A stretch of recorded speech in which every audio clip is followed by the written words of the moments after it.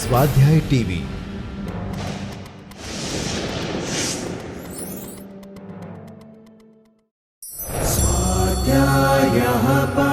Doctor Baba Saheb Ambedkar open university.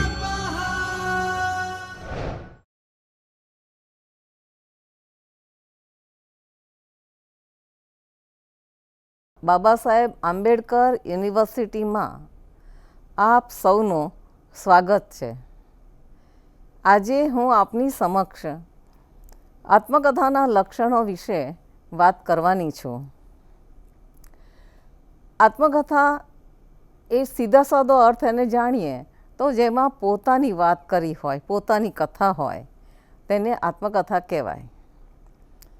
પણ આપણે જોઈએ છીએ કે આત્મકથાત્મક લખાણો ઘણી બધી રીતે લખાતા હોય છે। તો એ બધા લખાણોમાંથી આપણે આત્મકથાને જુદી કેવી રીતે તારવી શકીશું? એક વાત તો એ છે। અને ઘણીવાર પોતાના જીવનની જ બધી વાત કરી હોય, પણ જુદા જુદા સમયે જુદી જુદી જગ્યાએ એની વાત કરી હોય, બધાને એકત્ર કરી અને એક જગ્યાએ મૂકવામાં આવે તો આપણે શું એને આત્મકથા કહીશું? વાડીલાલ મોહ શાહ એમને આવું આત્મકથાનું એક પ્રકરણ લખી અને આત્મકથા બહાર પાડી છે। તો એને આત્મકથા કહેવી કે નહીં એ એક સવાલ છે। અને બીજી વાત કે આપણે આત્મકથાને સાહિત્ય કહીએ છીએ, તો લખાય છે તે તમામ આત્મકથાઓને આપણે સાહિત્ય કહી શકીશું? આ પ્રશ્નોના જવાબ તો જો આપણી પાસે આત્મકથાની વિભાવના સ્પષ્ટ હોય તો જ શક્ય બને। હું ટૂંકમાં આત્મકથાની વિભાવના સ્પષ્ટ કરવા માગું છું।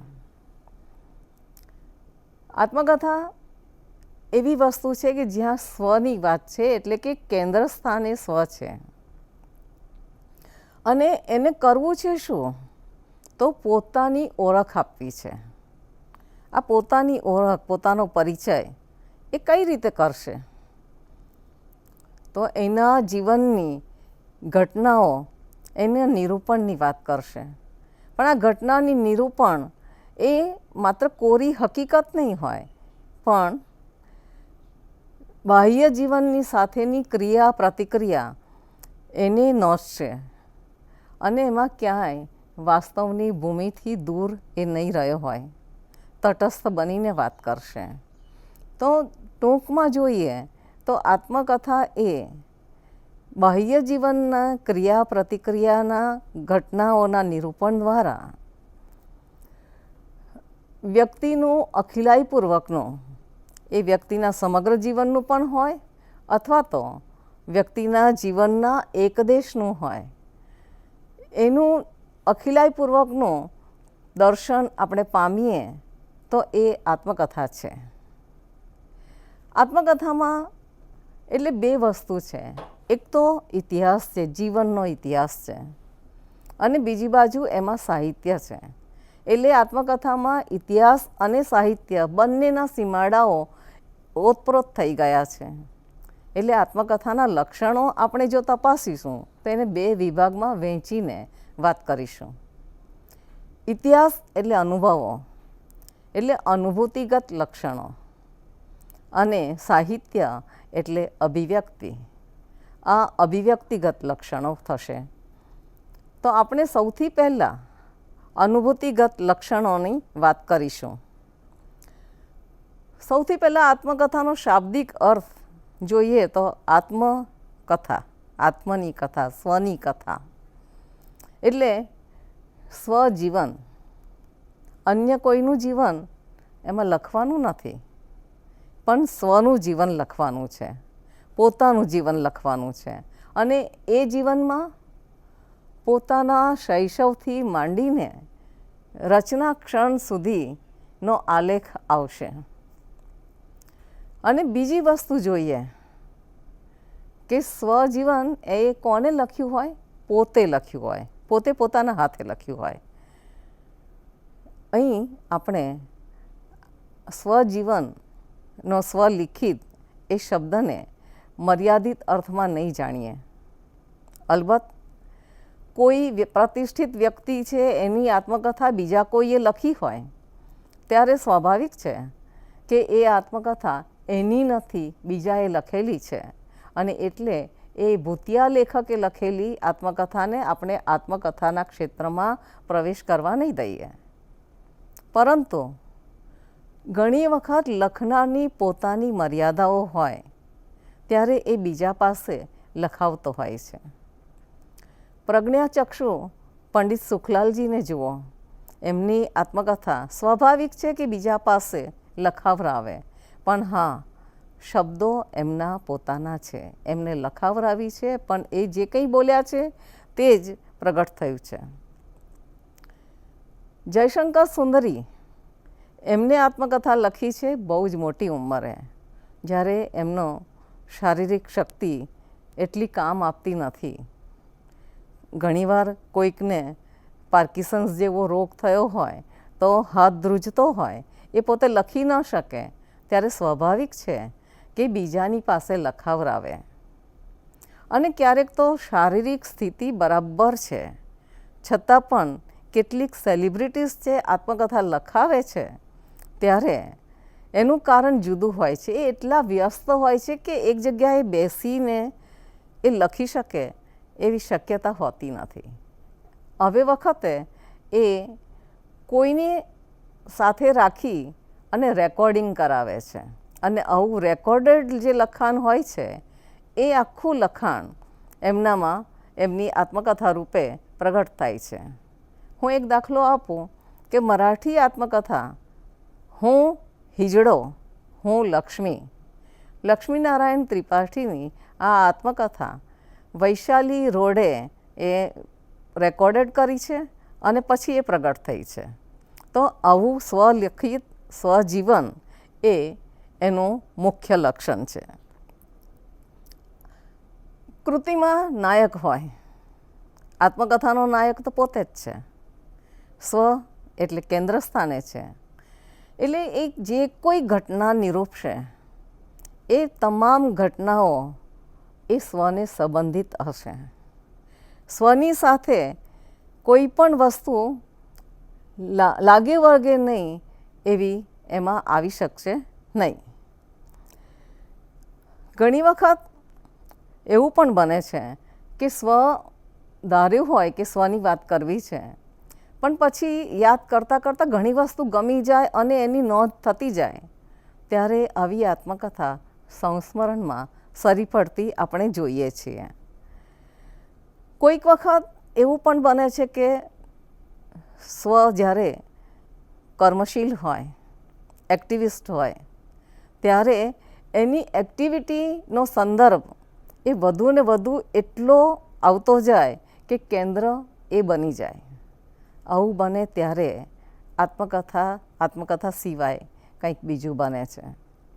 આપણે દાખલો લઈએ તો દસ્તુર ધાલા પારસી છે, એમની આત્મકથા ઘણી સરસ છે, પણ વચ્ચે વચ્ચે એમને પારસી ધર્મની જાણકારીની ઘણી વિગતો, પારસી સમાજની વિગતો એ એમની સાથે લેવા દેવા ન હોય તો પણ એમાં આલેખાઈ છે. તો આત્મકથા ત્યાં નબળી પડે છે. ઇન્દુલાલ યાજ્ઞિકની એ રીતે નમૂનેદાર આત્મકથા બની છે. એ એક સમયના એમના સમયના ગુજરાતના સાંસ્કૃતિક, સામાજિક, રાજકીય ઇતિહાસમાં એવા ઓતપ્રોત થઈ ગયા હતા કે એમની આત્મકથામાં તમને સામાજિક ઇતિહાસ જ જોવા મળે, પણ છતાંય એમાં મુખ્ય કેન્દ્ર ઇન્દુલાલ યાજ્ઞિકનું છે, અને એટલે એ આત્મકથા સરસ બની છે. આત્મકથાના અન્ય લક્ષણો જોઈએ તો એને કલ્પનોત સાહિત્ય છે, એને કલ્પનાનો દોર છૂટો મળે છે. વાસ્તવ તો એમાં પણ હોય, પણ આત્મકથાનું વાસ્તવ કંઈક જુદું છે. કલ્પનોત સાહિત્યમાં જે વાસ્તવ આવે છે તે કલ્પનામાં ઓગળે છે, એને નવું રૂપ પામે છે, નવો અર્થ પામે છે. જ્યારે એઝ ઇટ ઇઝ જેવું છે તેવું વાસ્તવ આત્મકથાના નાયકે, આત્મકથાકારે પ્રગટ કરવાનું છે. એક અર્થમાં એ ઇતિહાસ છે, એટલે કે પોતાના જીવનની વાતો બધી જ એમાં આલેખાય છે. એનું કામ છે, ઇતિહાસકાર છે એને તથા સાથે કામ, તથ્ય સાથે કામ. આત્મકથાકારને પણ તથ્ય સાથે જ કામ છે. પણ ફેર એ કે ઇતિહાસકાર છે એને બનાવના પરિણામ સાથે લેવા દેવા, આત્મકથાકારને બનાવની ખુદની સાથે લેવા દેવા છે. અને એટલે ઇતિહાસકાર છે એ જે રજૂ કરશે એના કરતાં આત્મકથાકાર પોતાની વિગતોને જુદી રીતે રજૂ કરશે. એ પોતાના સંવેદનો દ્વારા એના મનોમંથનો અને મનોમંથનમાંથી પ્રગટ થતું એનું વ્યક્તિત્વ એ પ્રગટ કરે છે. બીજું જુઓ તો કથાત્મક નવલકથા એની પણ જુદી વાત છે. ત્યાં આગળ પોતાના જીવનની વાત કરે છે, પણ કલ્પનાનો દોર એને મળે છે, એટલે કેટલીક હકીકતોમાં છૂટછાટ એ લઈ શકે છે. ઇતિહાસ કયો આપણે આત્મકથાને, અને ઇતિહાસ હોય એટલે કાલાનુક્રમ આવે, કાળગણના આવે.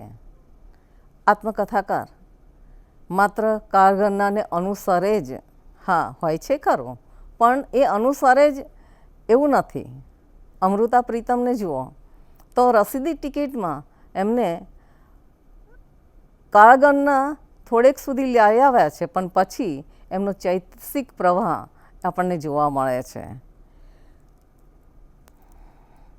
ઘણી વખત બહુ જ નાની ક્ષુલ્લક વાતો એનું જો રજૂઆત થાય, ઇતિહાસકાર જેમ બધી જ વાતોને મહત્ત્વ આપે છે એવી જો અપાય. નારાયણ હેમચંદ્રની આત્મકથા મને યાદ આવે છે, હું પોતે તો એ પ્રવાસ કરે તો પ્રવાસની એટલી નાની મોટી વિગતો એમાં મૂકેલી છે કે આત્મકથા તરીકે એ નબળી બને છે. એટલે કે કોરી હકીકતો, ઇતિહાસ અથવા તો સાહિત્ય, બેમાંથી એકનો અભાવ અથવા તો એકનો અતિરેક એ આત્મકથાને નબળી પાડે. આત્મકથામાં પ્રતીતિકરપણું હોવું જોઈએ. જોકે કોઈ પણ કથા એ પ્રતીતિકર લાગવી જ જોઈએ. પરિકથા જેવી અદ્ભુત સૃષ્ટિ એમાં પણ ઊંડું વાસ્તવ તો આપણે કરી શકીએ છીએ. આત્મકથામાં ઉપજાવેલું વાસ્તવ નથી, જેમ પરિકથામાં કે બીજી કથાઓમાં જોવા મળે છે, પણ અનુભવની માંડણી છે એ એની સાચી ભૂમિમાંથી આવે છે. કલ્પિત સાહિત્ય કરતાં ઘણી વખત એવું પણ બને કે જીવન જ એટલું સમૃદ્ધ હોય, એટલું વિશેષ હોય કે કલ્પિત સાહિત્ય કરતાં પણ એ વધુ ચમત્કૃતિયુક્ત લાગે. અને એટલે જ આત્મકથા એ વધારે પ્રતીતિકર લાગતી હોય છે. જોન્સન કહે છે કે પોતાની કથા પોતે જ સારી લખી શકે છે, બીજા કોઈ નહીં. ડીજી નાયક એના મતનું સમર્થન કરતા કહે છે કે કલાના તમામ સ્વરૂપોમાં આત્મકથા જ સૌથી વધારે પ્રતીતિકર મને લાગી છે. વર્જિનિયા વિલ્ફ એ કંઈક જુદી જ વાત કરે છે. એ કહે છે મને હજી સુધી માત્ર 3 જ, મોન્ટેન, પેપીઝ અને રૂસો, એની આત્મકથા જ પ્રતીતિકર લાગી છે. પણ હેરોલ્ડ નિકોલ્સન તો એનાથી સાવ જુદી છેલ્લા પાટલે બેસે છે કે હજી સુધી મને એક પણ આત્મકથા એ સંપૂર્ણ હોય એવી જાણી નથી, સંપૂર્ણ પ્રતીતિકર હોય એવું મેં જોયું નથી. આપણને વિચાર આવે કે આવા જુદા જુદા મત કેમ, શા માટે? આમ તો કેટલું સહેલું છે, પોતાની વાત લખવી એટલે પોતે બધું જાણતો હોય, એના હૃદયના ઊંડા રહસ્યો પણ એ જાણતો હોય.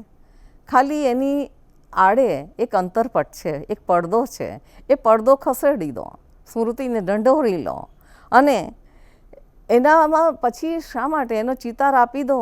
નિસર્ગદત્ત પ્રતિભાની જરૂર ખરી એવો એક પ્રશ્ન થાય. પણ એમાં જે જરૂર છે તે પ્રામાણિકતા, તટસ્થતા, નિખાલસતા, આ બધા એવા વિરલ ગુણો છે. એ સાથે લઈ અને લખવું બહુ જ અઘરું પડે છે. અને એટલે સદાય કલમના સંગાથીઓ હોય એ લોકો માટે પણ આત્મકથા અઘરી જ બની છે. આત્મકથાના બદલે એમને સ્વરૂપ પસંદ કર્યું છે આત્મકથાત્મક નવલકથાનું. મૈત્રેયી દેવીની ન હન્યતે જાણીતી વાત છે. ચાર્લ્સ ડિકન્સે કોપરફિલ્ડમાં પોતાની વાત રજૂ કરી છે. મેઘાણી એટલે સોરઠ તારા વહેતા પાણીનો પિનાકીન. અને શરદ બાબુ જેવા એમને શ્રીકાંતમાં પોતાની આત્મકથા લખી ત્યારે ટાગોરે તો એમ કહ્યું પણ ખરું કે તમે આત્મકથા કેમ નથી લખતા. શરદ બાબુ હસીને કહે છે કે જો મને ખબર હોત કે હું આટલો મોટો લેખક બનવાનો છું તો હું જુદી રીતે જીવ્યો હોત અને તો આત્મકથા લખી હોત. પન્નાલાલ પટેલ છે એમને પણ અલપ ઝલપમાં પોતાની અલપ ઝલપ વાતો કરી છે, પણ એકલો આત્મકથાત્મક નવલકથામાં નિરાતે વાતો કરેલી છે.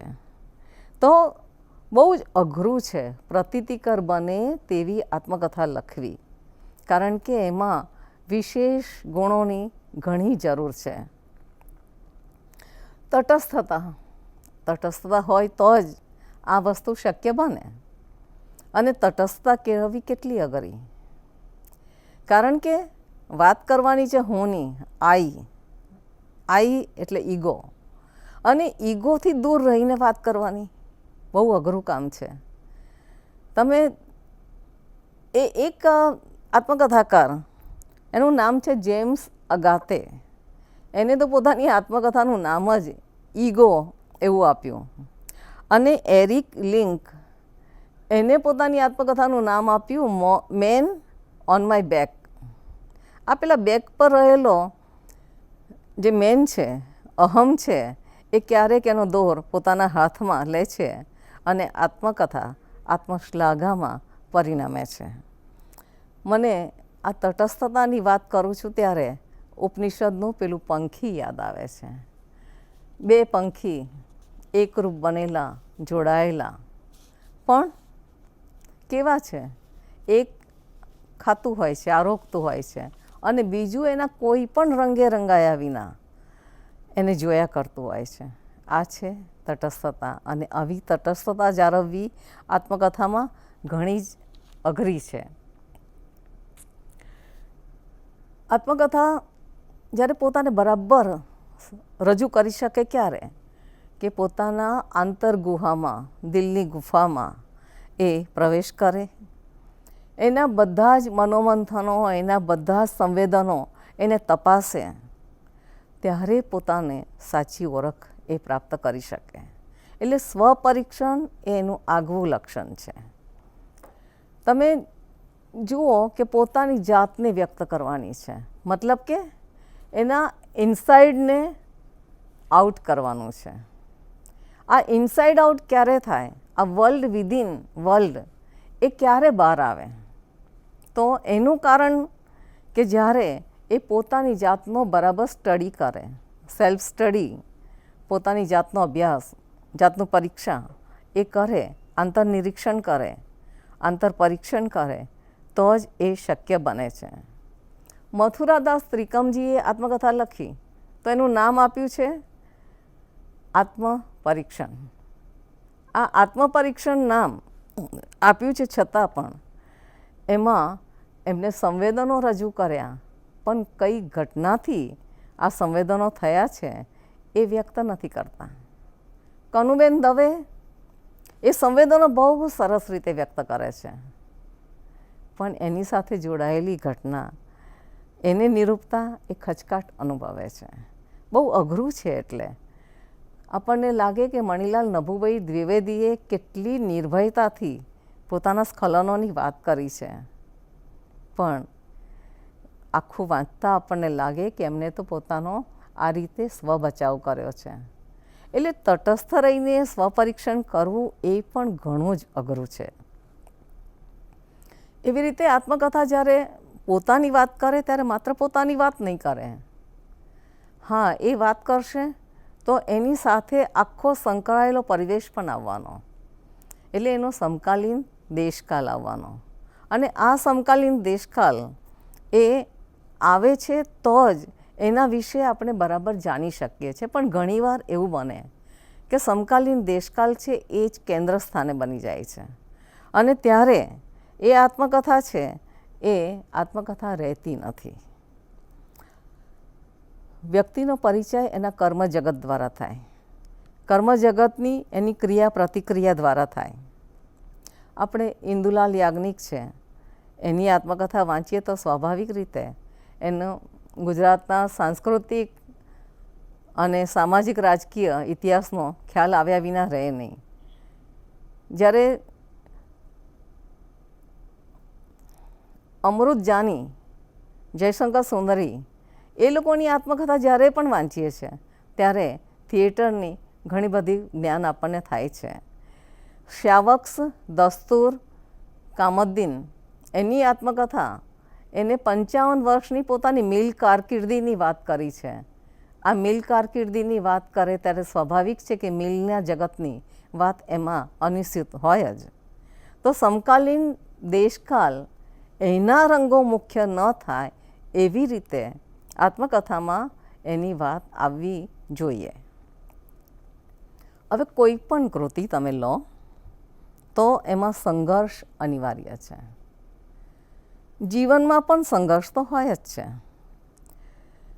અને એ સંઘર્ષ નિરૂપાય કેવી રીતે? તો એના કર્મ જગત દ્વારા નિરૂપાય છે. સંઘર્ષ ક્યાં ક્યાં હોય? આત્મકથાકાર એ જે સંઘર્ષ નાટકની અંદર આપણે જોઈએ તો સંઘર્ષ એ અનિવાર્ય છે. આત્મકથામાં વ્યક્તિ પોતાના જીવનની વાત કરે છે અને જીવનમાં પરિસ્થિતિઓ સામે હંમેશા અથડામણ થાય છે. ક્યારેક એ તૂટી જાય છે, ક્યારેક વિજેતા બને છે, ક્યારેક અનુકૂલન સાધે છે. તો આ સંઘર્ષ તો એના જીવનમાં છે જ, અને એની જ કથા એને કરવાની છે. પણ જ્યારે એ આત્મકથાની સંઘર્ષ ક્ષણ આવે છે, જન્મ ક્ષણ આવે છે, ક્યારે એ લખવા માંગે છે, તો એની પાછળ પણ એક એની અંદર ચાલતો વલોપાત શરૂ થાય છે ત્યારે જ લખાય છે. એ ક્યારે લખે છે કે એની માનસિક સમતુલા, આંતરિક સમતુલા કંઈક અંશે ખોરવાઈ ગઈ હોય છે, અને ત્યારે એ પ્રયત્ન કરે છે. તમે જુઓ તો નહેરુ છે, એને આત્મકથા લખી જેલ જીવન દરમિયાન. રશિયા જઈને આવ્યા હતા અને હવે ભાવિ દિશા કઈ નક્કી કરવી, એકાંત જેલનું મળે છે, અને આ એકાંતમાં પોતાની જાતને તપાસે છે અને આત્મકથા લખે છે. અમૃતા પ્રીતમ છે, એ કલમ ક્ષેત્રે એને મોટું નામ, પણ પોતાના પંજાબી જ લેખકો, પંજાબનો એને અંગત જીવન ઉપરની બદનામી એટલી મોટી કરવામાં આવી કે એનું મન છે વિક્ષુબ્ધ બની ગયું. એમાંથી સર્જાય છે રસીદી ટિકિટ. બાકી આમ તો એના સર્જનમાં એની પોતાની જ વાત જુદી જુદી રીતે એને રજૂ કરેલી છે. મણિલાલ દ્વિવેદી એ પણ જ્યારે પોતાના સ્ખલનોમાંથી બહાર આવવું છે, એની જે ભીંસ અનુભવે છે, એમાંથી એમની આત્મકથા સર્જાય છે. બીજો સંઘર્ષ આત્મકથામાં એ આવે કે પોતાનું આખું જીવન નિરૂપવું છે, પણ જીવનની પ્રત્યેક ક્ષણ નિરૂપવી અઘરી છે. બધું જ નહીં નિરૂપાય, અને એથી વધારે એને ગમતું બધું નહીં નિરૂપાય, કારણ કે એને પોતાનો પરિચય આપવાનો છે, પોતાની ઓળખ આપવાની છે. એટલે ગમતી વસ્તુનું છોડવું એ પણ એક સંઘર્ષની સ્થિતિ જ છે. અભિવ્યક્તિમાં પણ આપવું છે, પણ આપી શકાતું નથી, કારણ કે પોતાની સાથે, ઘટના સાથે જોડાયેલ વ્યક્તિઓ જીવિત છે, એના પર કેવી અસર થાય એવો પણ એક ભય હોય. વળી જાતને પૂરેપૂરી નિરાવૃત્ત કરવી, નગ્ન કરવી બહુ અઘરી છે. એનો સંકોચ વ્યક્તિને નડે જ છે. અને સૌથી મોટો સંઘર્ષ છે એ કાળગત સંઘર્ષ. વાત છે અતીતની, કરવાની છે આજે. એટલે અતીત અને આજનો સંઘર્ષ. આપણે જાણીએ છીએ કે આપણે એના એ વર્ષો પછી રહ્યા નથી હોતા. આપણી સ્મૃતિ શક્તિ ઘણી સરસ છે અને અતીતમાં જઈ અને આ બધું જ આપણે જોઈએ પણ છે, સારી રીતે જોઈ શકીએ છીએ, પણ એ સત્ય બનશે? અતીતનું સત્ય બનશે, આજનું સત્ય નહીં બને. હા, આજનું સત્ય બનાવવા માટે આજે પોતે શું માને છે એ એને ત્યાં મૂકવું જ પડશે.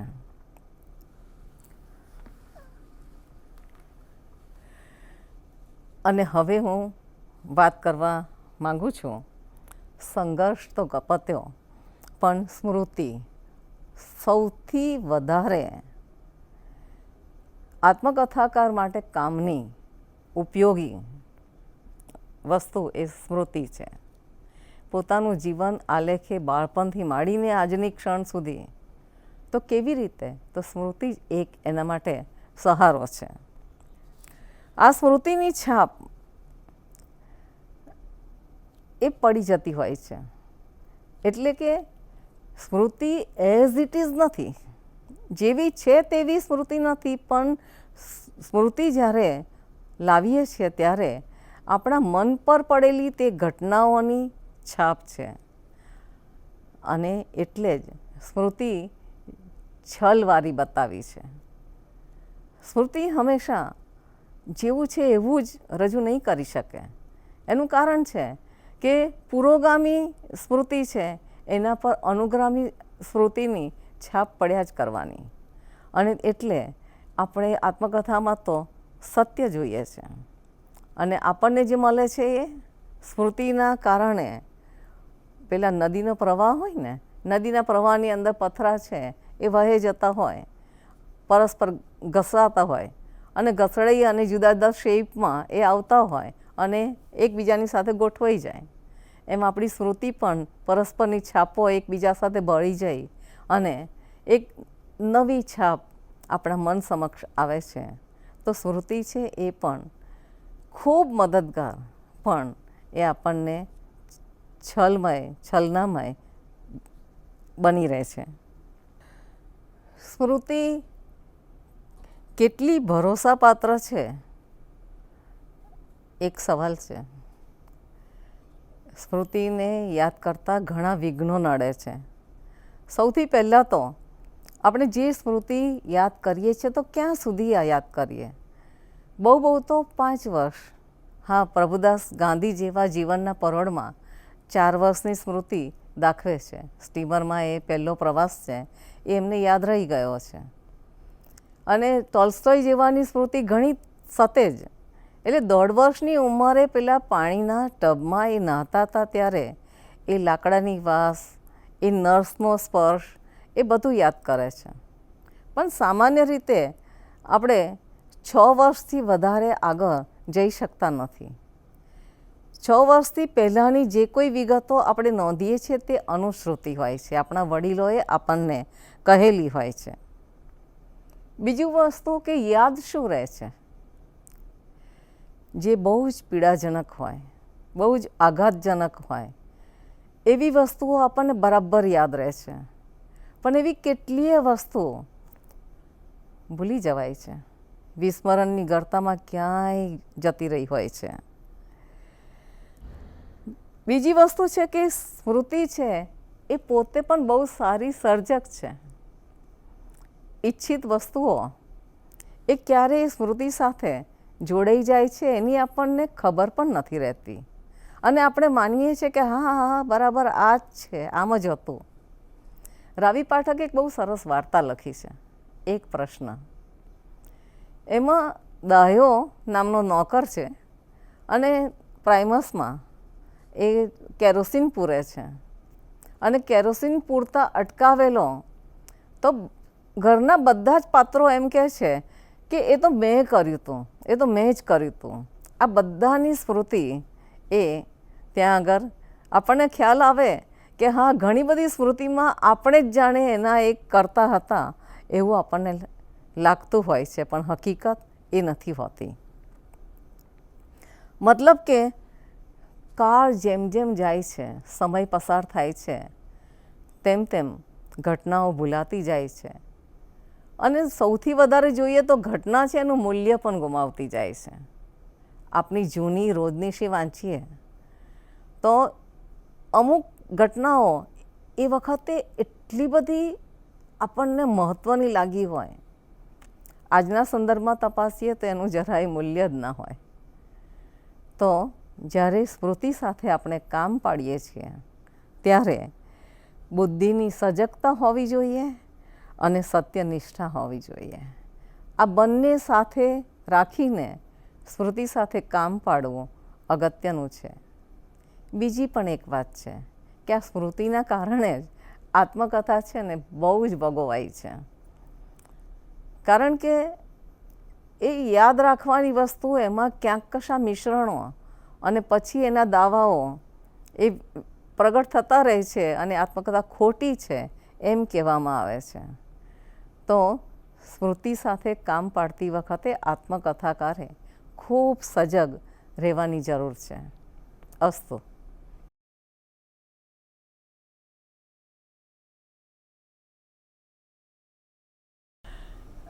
આત્મકથાના અનુભૂતિગત લક્ષણો આપણે જોયા, પણ એકલી અનુભૂતિ જો અભિવ્યક્તિ ન પામે તો કોઈ કામનું નથી.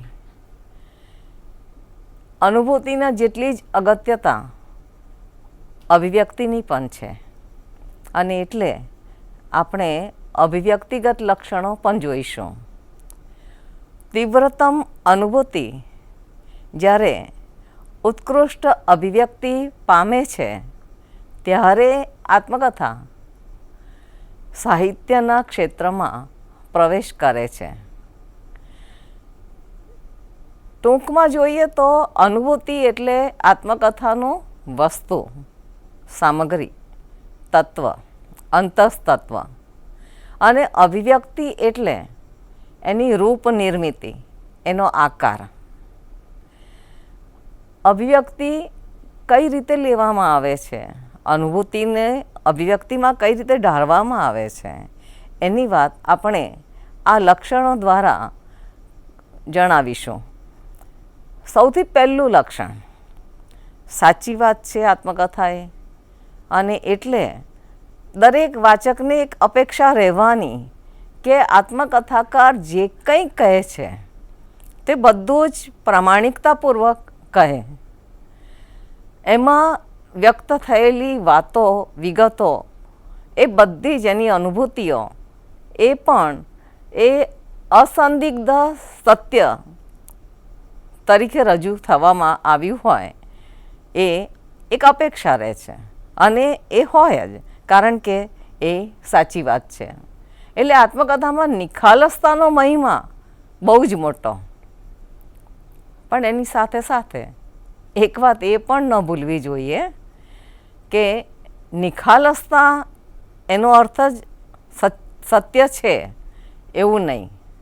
હા, સત્ય પ્રગટ કરવા માટે નિખાલસતા ખૂબ જરૂરી, પણ નિખાલસતા એટલે સત્ય એ હંમેશા ન પણ બને. હું થોડાક ઉદાહરણ આપું. મણિભાઈ, નભુભાઈ, હા, નિખાલસતાની સાથે વિવેક પણ જરૂરી.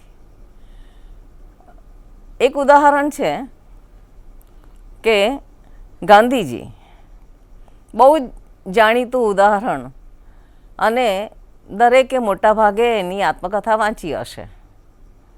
એમની આત્મકથામાં જે કંઈ રજૂ થયું છે એમાં એમનું વિદ્યાર્થી તરીકે એક જે છાપ પોતે પોતાના માટે માને છે કે પોતે કંઈ બહુ સારા એવા સ્કોલર નહોતા.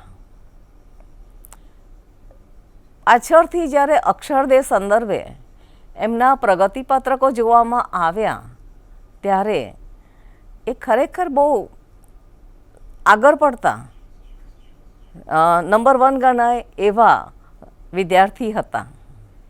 તો ત્યાં આગળ એમની નિખાલસતા આપણને એમ લાગે કે ખરેખર કંઈક ઊણું ઉતરે છે.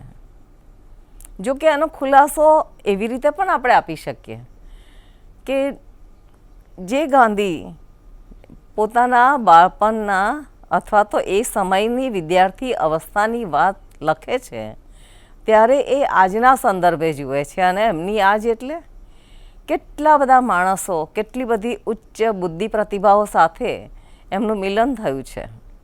અને એ પછી એ બધાના સંદર્ભમાં જ્યારે પોતાને મૂલવે છે ત્યારે સ્વાભાવિક રીતે એમને પોતે એટલા ઇન્ટેલિજન્ટ છે એવું લાગ્યું ન હોઈ શકે. આ એક એમના માટે આપણે ખુલાસો આપી શકીએ. પણ એ જે સંદર્ભના જોઈએ તો એ નિખાલસતા આપણને થોડીક ઓછી છે, ઉણોક્તી છે એવું ચોક્કસ લાગે. અને મેં વિવેકની વાત કરી. કમલાદાસ જાતીય જીવનની ઘણી બધી સ્ખલનોની વાતો એમને કરેલી છે, પણ એમાં એમની અપરુચિ પ્રગટ થાય છે. મણિભાઈ નભુભાઈ દ્વિવેદી એમને પણ જાતીય સ્ખલનોની ઘણી વાતો કરી છે, પણ હંમેશા જે કંઈ હોય એ બધું જ દાખવવું જરૂરી ખરું? એક પ્રશ્ન થાય. ક્યાંક વિવેક જરૂરી છે. કિશનસિંહ ચાવડા એમને ઉર્ધ્વ ગતિ પોતાની સાધક અવસ્થાની અમાસથી પૂનમ એમાં આલેખી છે, પણ એમને બાહ્ય જીવન સંદર્ભના ઘાત સંઘાત વિશે બહુ વિગતે વાત નથી કરી. અને ત્યાં આપણને ક્યાંક કશુંક છુપાવ્યું હોય, કશુંક કહેવાનું ટાળ્યું હોય એવું લાગે છે. અને જ્યારે આવું થાય ત્યારે એ આત્મકથામાં કશુંક ખૂટે છે, કાંઈક બરાબર નથી એવું ચોક્કસ લાગે. ધાર્મિક પુરુષો જ્યારે આત્મકથા લખતા હોય છે ત્યારે પુરુષો કહું ત્યારે એમાં સ્ત્રીઓ સામેલ છે એમ સમજી લેવાનું. પણ ધાર્મિક આત્મકથાઓની અંદર ધર્મમાં એમ ગણાયું છે કે પોતાની આપણે આત્મનિર્ભર કરવી એટલે આત્મનિંદાનું સ્વરૂપ લઈ લે છે. એટલે આત્મકથામાં પોતે જેવો છે તેવો યથાતથ નિરૂપણ થાય એ રીતની બધી જ વિગતો નિખાલસપણે કહેવી જોઈએ, એ એનું પહેલું લક્ષણ છે. આત્મકથા હા પોતાની વાત તો કરે છે, પણ એ શું પોતાના આખા જીવનને નિરૂપી શકે? આપણે વિચાર કરીએ તો એ જ્યારે ક્યાં સુધી નિરૂપે? એની રચના ક્ષણ છે, આત્મકથા લખે છે ત્યાં સુધીની, અને ત્યાંથી માંડીને એની સ્મૃતિ ક્યાં સુધી લઈ જાય છે, એ સ્મૃતિથી માંડીને રચના ક્ષણ સુધી ત્યાં સુધીની વાત આવશે. અને એટલે ડન જેવા ડીએચ ડન એને તો આત્મકથાને ટોર્સો કહી છે. ટોર્સો એટલે જેને માથુંય નથી અને જેને પગ પણ નથી એવું. બીજી વસ્તુ કે આત્મકથા છે એ એક મોમેન્ટ પર એને રોકી રાખે છે, અને એ મોમેન્ટથી શરૂ કરી અને એ અતીતમાં જાય છે. જ્યારે અતીતમાં જાય છે ત્યારે એ પછી એનું જીવન ત્યાં અટકી નથી જતું, જીવન તો ચાલ્યા કરે છે. એટલે એ આત્મકથા એ આખા જીવનની આત્મકથા આવશે નહીં. સ્વાભાવિક છે, બહુ સ્વાભાવિક છે કે એમ જ બને, કારણ કે જીવન તો વહેતું જાય છે. જો કોઈ આત્મકથાકાર પોતાની આત્મકથાને 10-15 વર્ષ પછી નિરૂપવા જાય, ફરીવાર લખવા જાય, અને આ સમય દરમિયાન એના જીવનમાં ઘણા વાવંટોર આવી ગયા હોય, ઘણા ચેન્જીસ આવી ગયા હોય, પરિવર્તનોનો એને સામનો કર્યો હોય, તો મે બી શક્ય છે કે એની આત્મકથા એ જુદી રીતે લખાય. જે આત્મકથા પહેલાં લખાઈ છે ને કદાચ સાવ ભિન્ન પણ હોઈ શકે. એટલે આ અર્થમાં આત્મકથા એ અપૂર્ણ છે, એક ટોર્સો ડીએચ ડન કહે છે એવો. હા, તો આ અપૂર્ણતા એની અનિવાર્ય મર્યાદા બને છે. એમ આત્મકથા સાહિત્ય ક્યારે બને? કલાત્મક દેહ ધારણ કરે ત્યારે. અને એના માટે જરૂરી છે એની શૈલી.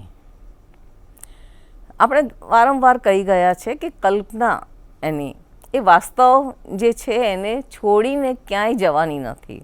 કલ્પનાનો ઉપયોગ છે એ એની વસ્તુની ગોઠવણીમાં છે, પણ એમાં કશા નવા ઉમેરા એ કરી શકવાનો નથી. એટલે કલારૂપ ધારણ કરે તો કઈ રીતે કરે? તો સાહિત્ય એ શબ્દની કલા છે અને આત્મકથા એ શબ્દના માધ્યમનો ઉપયોગ કરે છે. એટલે શબ્દના માધ્યમનો પૂરેપૂરો કસ જો કોઈ પણ સ્વરૂપ કરી શકતું હોય તો તે આત્મકથા જ છે. તમે જુઓ કેટલી રીતે આત્મકથામાં જુદા જુદા સ્વરૂપોની રીતે એ વ્યક્ત થયેલી છે. આપણે જોઈએ તો MC ચાગલા પાનખરના ગુલાબ નામની અનુવાદિત એની આત્મકથા છે. એમાં એમને ફ્લેશબેક પદ્ધતિનો ઉપયોગ કરેલો છે. નાનાભાઈ ભટ્ટ ઘડતર અને ચણતરમાં પોતાની જે વાત કરે છે એમાં એવી અનુભૂતિઓની વાત કરે છે ત્યારે એમને કાવ્યનો ઉપયોગ કર્યો છે. અને જયશંકર સુંદરી એમને છે નાટકનો માણસ છે અને અંતર નાટક નામનું એક પ્રકરણ લખ્યું છે. એમાં નાટ્યાત્મક પરિસ્થિતિનો ઉપયોગ કર્યો છે. અને ક્યારેક તો આ કમા મુનશી એમને તો આત્મકથા લખી છે એક રસિક નવલકથા હોય એના જેવી લાગે. રસીદી ટિકિટમાં અમૃતા પ્રીતમ એમને તો ઘણા બધા સાહિત્ય સ્વરૂપોનો ઉપયોગ કરી નાખ્યો છે. એમાં ડાયરી છે, પત્રો છે, કાવ્ય છે અને ટૂંકી વાર્તાઓ પણ છે. એનો અર્થ એવો નહીં કે સીધી રીતે રજૂ કરેલી આત્મકથા એ સાહિત્ય ન બને. આત્મકથાનું રુદગત એ સાવ સાદી બાનીમાં પણ વ્યક્ત થઈ શકે છે અને એ આપણે ગાંધીજીની આત્મકથામાં જોયું પણ છે. આત્મકથામાં અભિવ્યક્તિ વિશેષ બનેલી આ જે શૈલી છે એ જ એમાં સત રજૂ થયું છે કે અસત રજૂ થયું છે, સાચું છે કે ખોટું, એ એમાંથી જ પકડાય છે. તો ઘણી વખત આપણે તમે જુઓ કે રૂસો છે એની આત્મકથામાં એકરારો કન્ફેશન્સ એને ઘણા કર્યા છે, પણ એ કન્ફેશન્સમાં એ પ્રામાણિકતા એની છે કે નહીં એમાં જરાક શંકા ઉદ્ભવે. એનો હુંકાર એટલો મોટો છે એમાં. એટલે શીલ તેવી શૈલી અને આ શૈલી એમાં પ્રગટ થયેલ સત કે અસત એનો આવિર્ભાવ પણ કરે છે. તો આ રીતે શૈલી એ એનું ખૂબ અગત્યનું લક્ષણ છે. આત્મકથા કઈ રીતે પોતાને ઓળખાવે છે? તો જે પ્રકાર એક તો આપણે જાણ્યું કે એમાં ક્યાંય પણ કલ્પનાનો સ્વૈરવિહાર નથી, વાસ્તવને છોડવાનું નથી. અને તો પણ કેવી રીતે? તો એ જીવન છે એ એઝ ઇટ ઇઝ નિરૂપે છે પણ જીવનનું પુનર્નિર્માણ થાય છે. કેવી રીતે? તો જ્યારે એ જુએ છે, રચનાની ક્ષણેથી જુએ છે ત્યારે એ અતીતમાં ધીરે ધીરે ધીરે ધીરે જાય છે. અને અતીતમાં જાય છે ત્યારે જે જીવન વહી ગયું છે એ વહી ગયેલા જીવનમાંથી કશું તાણાવાણા ભેગા કરે છે અને એમાંથી એક અખંડ અનુભૂતિ પોતે પ્રાપ્ત કરે છે. એ અખંડ અનુભૂતિ છે જે સંગ્રહાયેલી બધી છે એને એકરૂપ બનાવે છે, એ ઓગળે છે અને એ ઓગળે છે ત્યારે જીવન આખું રજૂ થાય છે પુનર્રચનાની રીતે. એક કહેવાય છે કે નિર્માણથી પ્રતિનિર્માણ એ જ છે કલા. તો આ કલા એ ત્યારે આવે છે કે જીવન એમાં ફરી જીવન તરીકે આવે છે. હતું એનું એ જ છે પણ એમાં પુનર્નિર્મિતિ બને છે. આ પુનર્નિર્મિતિ કઈ રીતે બને છે? આ પણ એક અગત્યનો સવાલ છે. તો પુનર્વિચારણા થાય છે. જે જીવાયેલું જીવન છે એ જીવન પોતે કઈ રીતે કયા તબક્કાઓમાંથી પસાર થઈને આજની ક્ષણ સુધી આવ્યો એ નિરૂપવા માટે એક જીવનના જુદા જુદા તબક્કા પાડે છે અને એમાં જુદી જુદી વસ્તુઓ કઈ રીતે સંકળાય છે. એ સંકળાય કઈ રીતે? તો કઈ રીતે કયા આધારે એ સાંકળશે? તો એના માટે એ પોતે અર્થઘટન, જીવાયેલા જીવન એમાં પોતાના જીવનનું ચાલકબળ કયું હતું અને કઈ રીતે પોતે જુદા જુદા તબક્કામાંથી આજની ક્ષણ સુધી એ આવ્યો છે, એ કયા કયા પ્રભાવો એને પ્રાપ્ત કર્યા છે એની વાત એ રજૂ કરશે.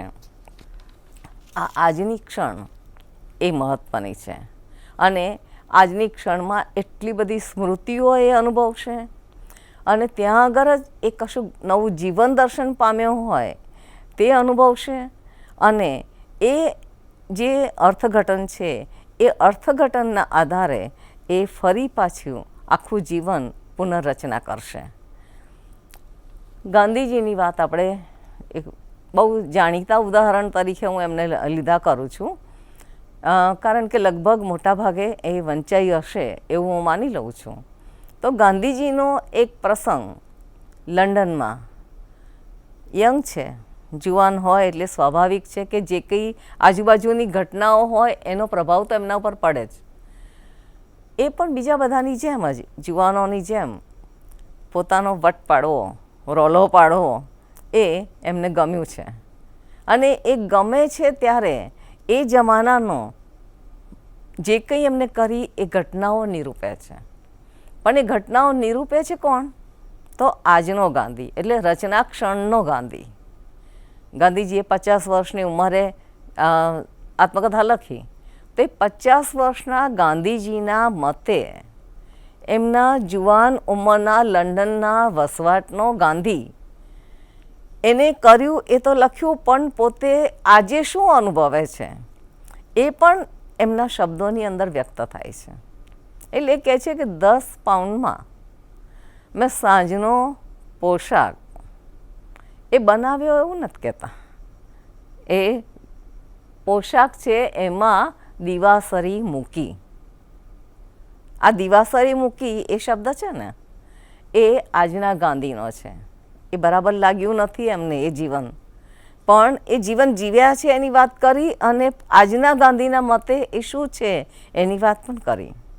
વાયોલિન ખરીદ્યો તો 3 પાઉન્ડ વાયોલિનમાં હોમ્યા. આ હોમ્યા ક્રિયાપદ એમને જે કંઈ કહેવું છે એ કહી દે છે.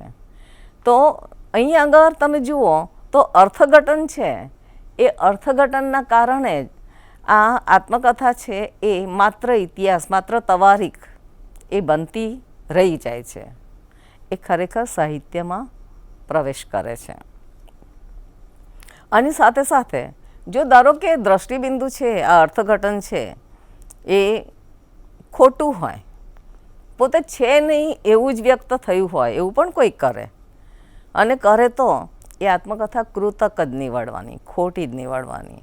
ધારો કે કોઈક આત્મકથાકાર છે એ સામ્યવાદને માને છે અને સામ્યવાદને ગજબનું આકર્ષણ છે, પણ સામ્યવાદને પચાવ્યો નથી.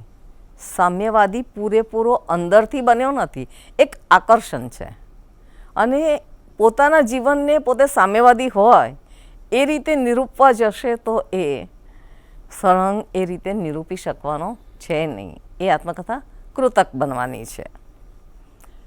તો આપણને એક પ્રશ્ન એ પણ થાય કે કઈ ઉંમરે આ આત્મકથા લખાય તો આ બધું બરાબર આવે? ઉંમર ત્યાં આપણે ચોક્કસ નક્કી નહીં કરી શકીશું. એનું કારણ છે આપણી પાસે જે કોઈ નમૂના મળ્યા છે.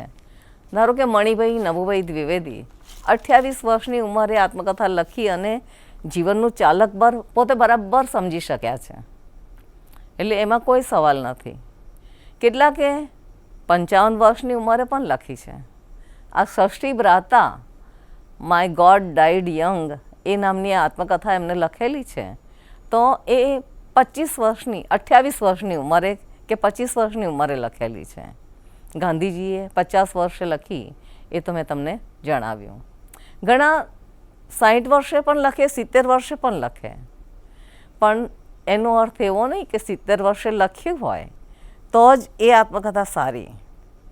સવાલ એ છે કે એને પોતાના જીવનમાં મેચ્યોરિટી પામ્યો હોય, પોતાના જીવનનું ચાલક બળ શોધ્યું હોય અને એ ચાલક બળને આધારે પોતાના જીવનનો અર્થઘટન એ કરી શકતો હોય તો એ આત્મકથા બને છે. એટલે કે ટૂંકમાં ક્યારે આપણે આત્મકથા કહીએ? પુનર્વિચારણા થકી પુનર્નિર્મિતિ થાય તો જ એ આત્મકથા. અહીંયા આ પુનર્નિર્મિતિ દરમિયાન શું થાય છે? તો જે કંઈ વેરવિખેર જીવનમાં પડ્યું છે એ વેરવિખેર છે તે સુશ્લિષ્ટ બને છે. આમ જુઓ તો બધું વેરવિખેર જ છે. કશી વસ્તુ એકબીજા સાથે જોડાયેલી કંઈક બને છે એવું આપણે નથી હોતું. પણ જ્યારે કોઈ ચોક્કસ દ્રષ્ટિબિંદુ લઈ અને એને વસ્તુને જોઈએ છે ત્યારે એ બધી જ વસ્તુ એક અનુભૂતિ બને છે, એક અખંડ અનુભૂતિ બને છે. અને એ અખંડ અનુભૂતિ બને છે ત્યારે એની મુખ્ય શોધ બને છે કે પોતે કઈ રીતે આવ્યો, કયા તબક્કા છે અને એમાં પોતે કઈ રીતે આજની ક્ષણ સુધી પહોંચ્યો છે. તે બધા તબક્કા એકબીજાની સાથે શ્રેણીબદ્ધ ગોઠવાઈ જશે. આ જે શૃંખલા બને છે એ આત્મકથાને આત્મકથા બનાવે છે.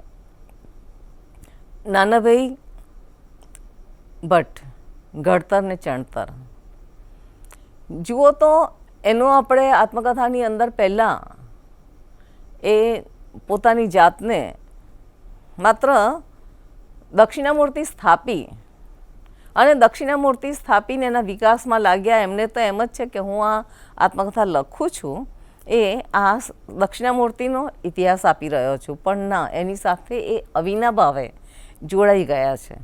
અને એટલે દક્ષિણામૂર્તિની ઉત્ક્રા આપણે ચડતી કે પડતી અને એની સાથે જોડાયેલ નાનાભાઈ ભટ્ટનું પણ ઘડતર ને ચણતર, અને એમાંથી એ છૂટા પડે છે ત્યારે એમની આંતરિક જે વલોપાત છે એ વલોપાત એમાં બરાબર વ્યક્ત થાય છે. ગાંધીજીનું પણ આપણે જુઓ કે સત્ય છે એ રંભાએ આપેલું સત્ય ખાલી એટલું જ હતું કે અંધારું બહુ હોય ત્યારે તમારે આપણે ઈશ્વરનું નામ, રામ નામ લેવાનું. આ રામ નામ છે એ ક્યાં સુધી ગયું? તો સત્ય ઈશ્વર છે. એમના પિતાજીનો પ્રસંગ, ચોરીનો પ્રસંગ આવે છે, પણ આ બધા પ્રસંગમાંથી શીખતા જાય છે.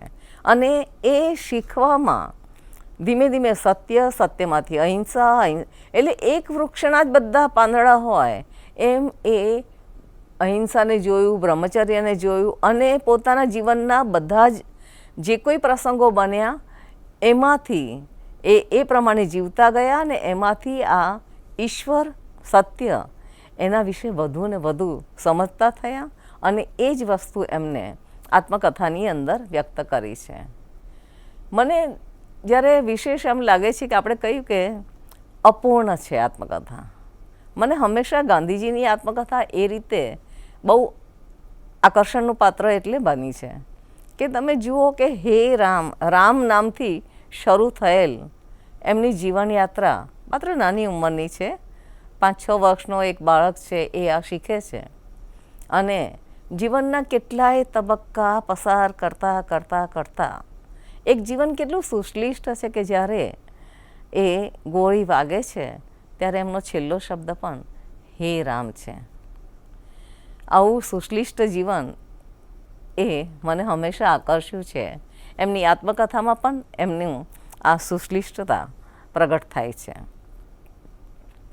એવી રીતે લક્ષ્મી, હું હિજડો હું લક્ષ્મી, લક્ષ્મીનારાયણ ત્રિપાઠીની આત્મકથા છે.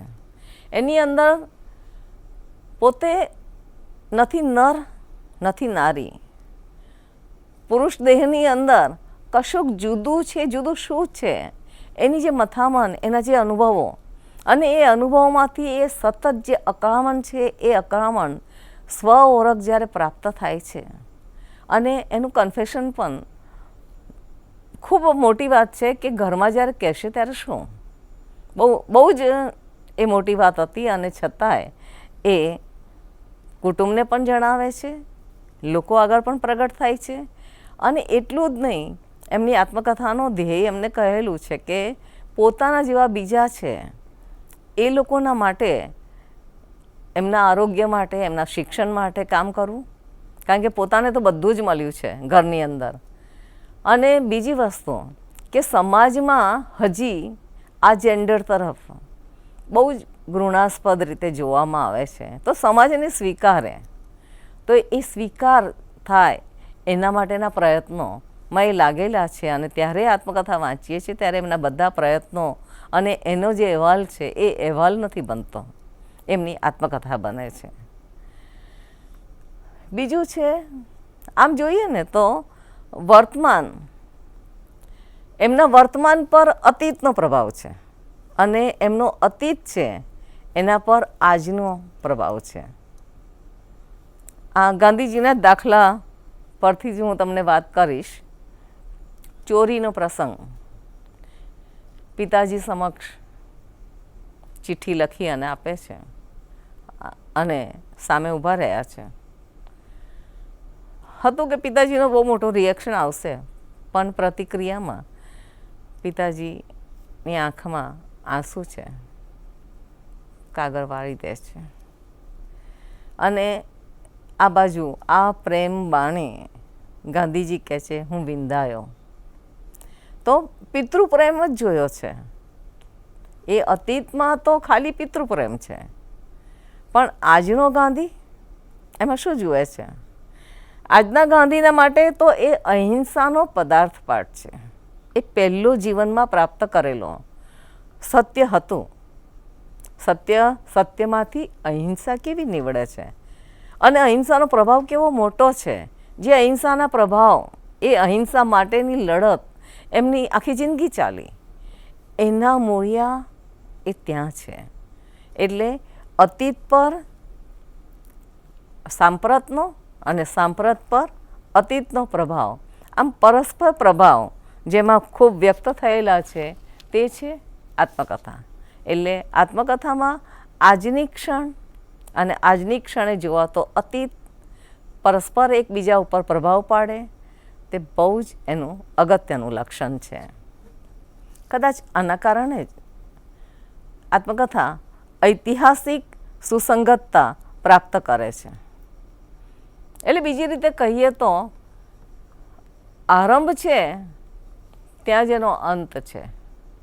કારણ કે એક દ્રષ્ટિબિંદુ લીધું છે, એક અર્થઘટન જીવનનું લીધું છે અને એ જીવન લીધું છે, એ દ્રષ્ટિબિંદુ છે, એના આધારે જીવનની અસંબંધ એટલી બધી ઘટનાઓ એમની સામે આવશે, પણ પસંદ કઈ કરશે?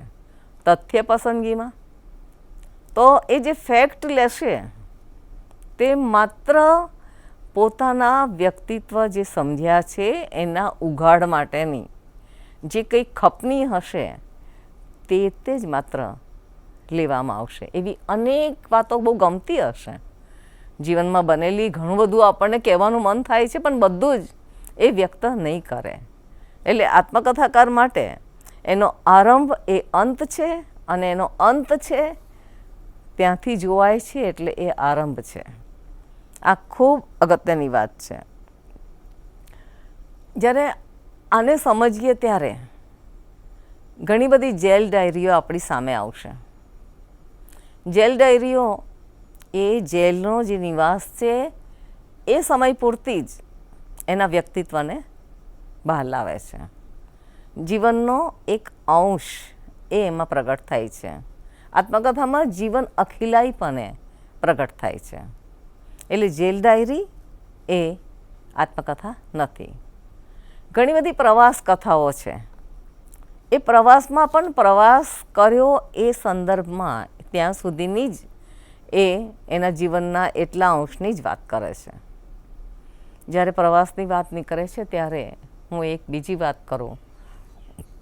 આત્મકથાના ટુકડા એ નામની ફાધર વાલેસની આત્મકથા છે. આ આત્મકથા શરૂ થાય છે, એ પોતે પ્રવાસ કરે છે, સ્પેન જાય છે, ત્યાંથી પ્રવાસની પૂર્ણાહુતિ થાય છે, ત્યાં સુધીની જ ઘટના છે. પણ આ પ્રવાસ કથા નથી. પ્રવાસના સંદર્ભે પોતાના સમગ્ર અતીતને એ જુદા જુદા પ્રસંગે જે રીતે નિરૂપતા જાય છે અને એ બધાનું એક સિંક્રોનાઇઝ થાય છે.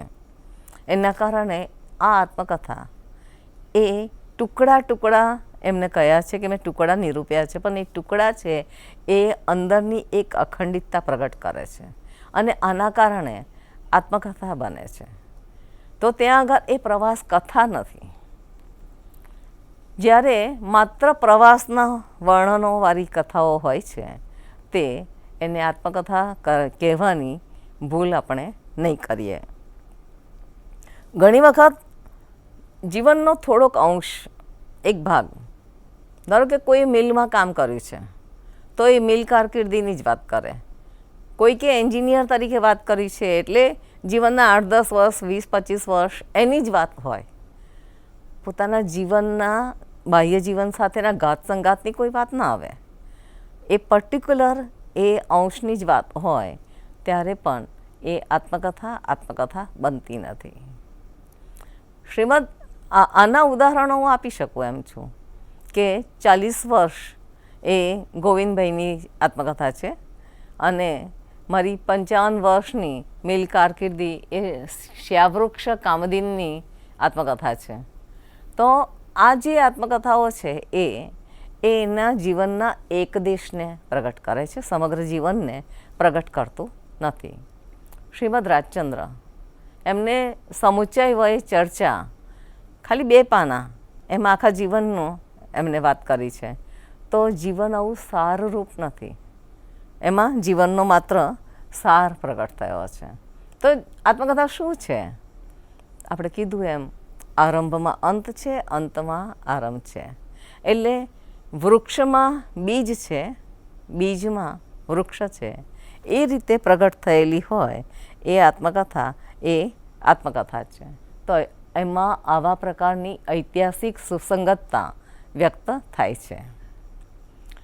તો વિચાર કરીએ કે જે કંઈ આત્મકથામાં રજૂ કરવામાં આવે છે એ હકીકતો છે, તથ્યો છે. પણ આ તથ્યો એ તથ્ય નથી. આ બધા હકીકતો છે એ વ્યક્તિ આત્મકથા એના રસ વિકાસનો આલેખ બનાવે છે. અને એ આલેખ બને છે ક્યારે? એ અનુભૂતિ એકરૂપ બને છે ત્યારે. ચિત્તમાં, સંવિદમાં આ બધી જ હકીકતો ઓગળી અનુભૂતિ પદાર્થ તરીકે આવે છે. એટલે આત્મકથામાં હકીકતો કે અનુભવો એવું જો આપણે કહીએ તો આત્મકથા એ અનુભૂતિ પદાર્થ છે, હકીકતો નથી.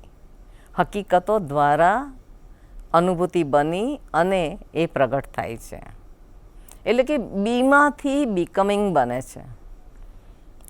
હું છું એમાંથી આ રીતે હું આજનો આ બન્યો છું તે જે વ્યક્ત કરે છે એ અનુભવો છે, હકીકતો નથી.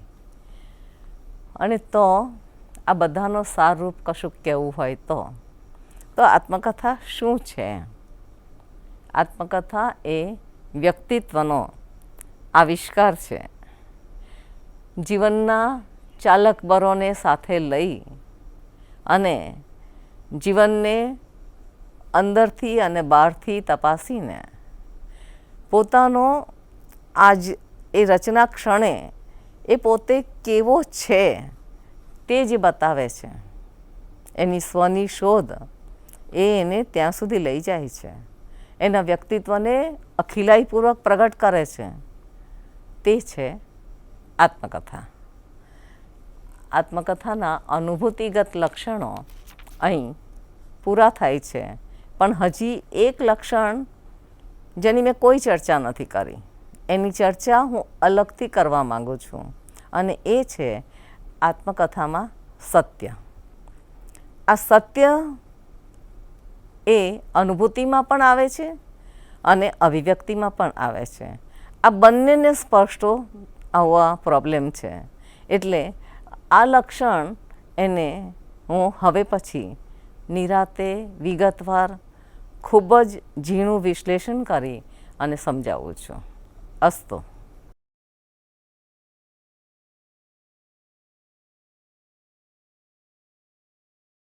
આત્મકથામાં સત્ય. આત્મકથા કલ્પિત કથા નથી. વ્યક્તિના એના લેખકના વાસ્તવિક જીવનની કથા છે. આથી જ સત્ય આત્મકથાનો માનદંડ બન્યો છે. સત્ય એનું અનિવાર્ય લક્ષણ ગણાયું છે. આત્મકથાકાર જે કંઈ અનુભવે છે તે સચ્ચાઈયુક્ત હોય એટલું જ આવશ્યક છે. એની સચ્ચાઈપૂર્ણ અભિવ્યક્તિ થાય તે. નર્મદ આત્મકથા લખતા પ્રતિજ્ઞા કરે છે, જે હું લખીશ તે તો મારી જાણ પ્રમાણે સાચે સાચું જ લખીશ. પછી તે મારું સારું હો કે નરસું, લોકને પસંદ પડો કે ન પડો.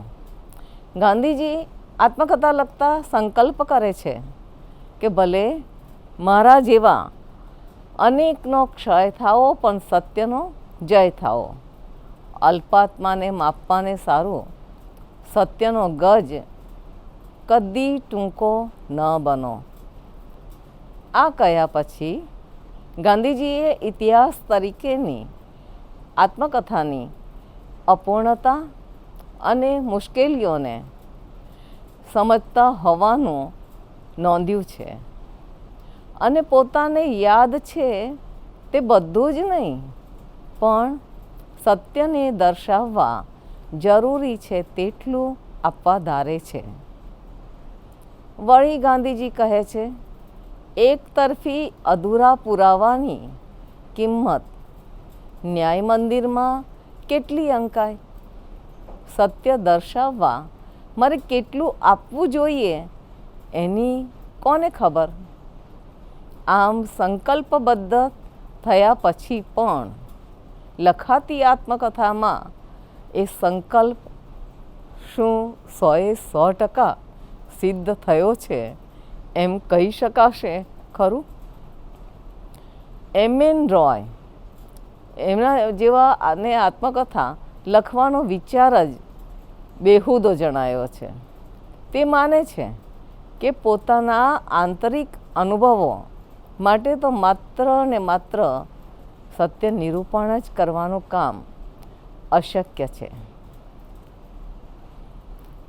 નહેરુએ એકરાર કર્યો કે એ માત્ર તે સમયનું સત્ય છે.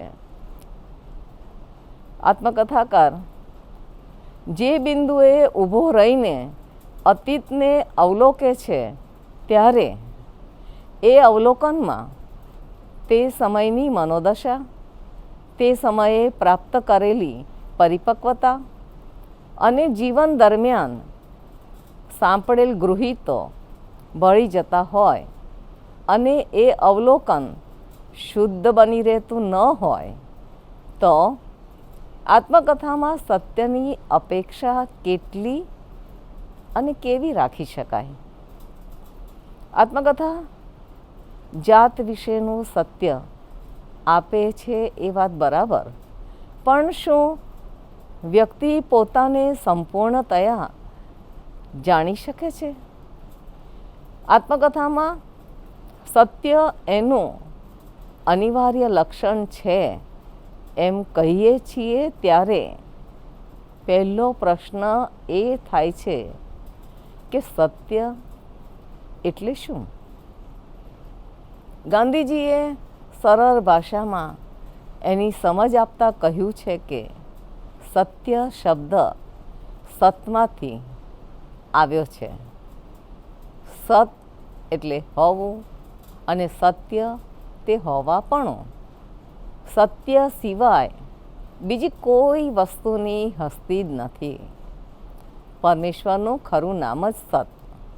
તેથી પરમેશ્વર સત્ય છે એમ કહેવા કરતાં સત્ય એ જ પરમેશ્વર છે એમ કહેવું વધારે યોગ્ય છે. સત્ય પ્રાપ્તિના રાહ તરફ અંગુલી નિર્દેશ કરતા તે જણાવે છે કે એકનું સત્ય તે બીજાનું અસત્ય એમ જણાય તોય શુદ્ધ પ્રયત્ન થકી નોખા જણાતા બધા સત્ય એક જ વૃક્ષના અસંખ્ય નોખા જણાતા પાંદડા એના જેવું છે. અહીં જે સત્યની વાત છે તે નિરપેક્ષ સત્યની વાત છે, એબ્સોલ્યુટ ટ્રુથની વાત છે.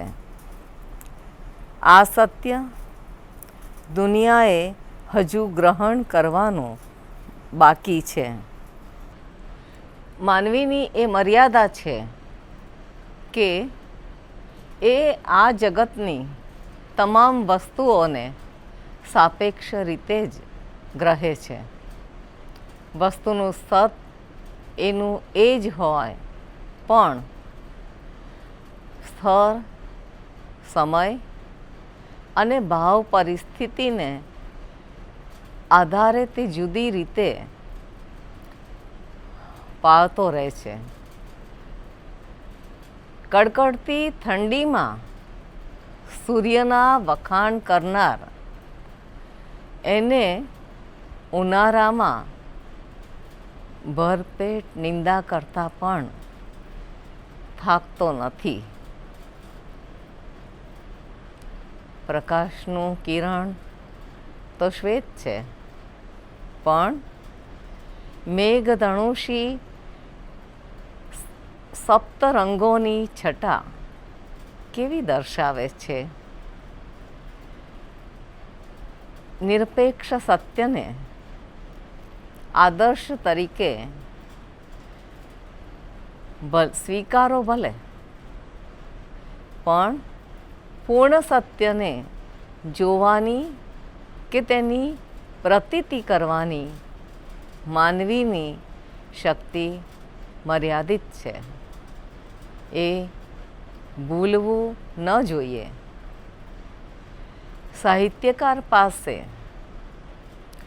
શબ્દનું માધ્યમ છે. આ માધ્યમ દ્વારા તે નિરપેક્ષ સત્યનો પામવાનો પ્રયત્ન કરે છે.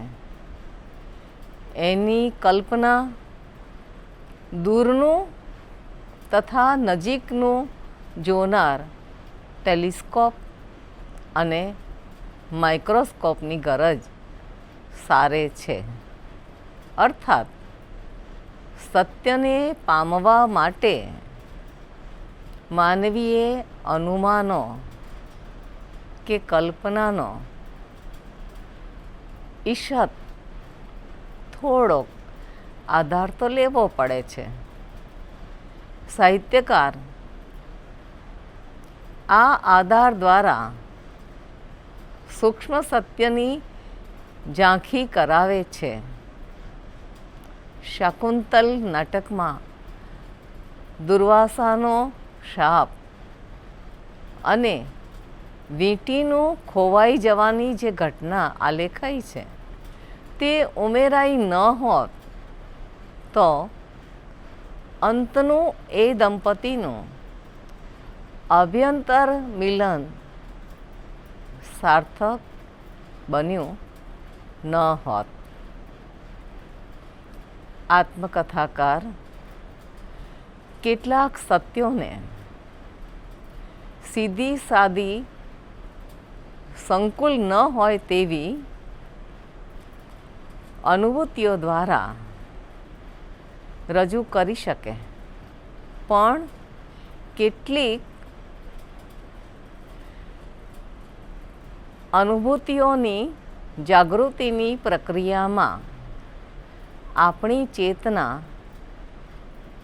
અવચેતના કામે લાગે છે. કારણ કે આત્મકથાકાર પોતાને ઓળખાવા માંગે છે અને કાળક્રમે થયેલું કોરી હકીકતોનું નિરૂપણ સ્વને ભાગ્યે જ પ્રગટ કરી શકે. સ્થળ તથા કાળથી કોઈ હકીકત નિરપેક્ષ રહી શકતી નથી. એટલે આત્મકથાકાર એના બયાનને પ્રામાણિક બનાવવા માટે મથશે, છતાં એમાં એની સ્થળકાળ સાપેક્ષ રસરૂચિ ભરવાના જ.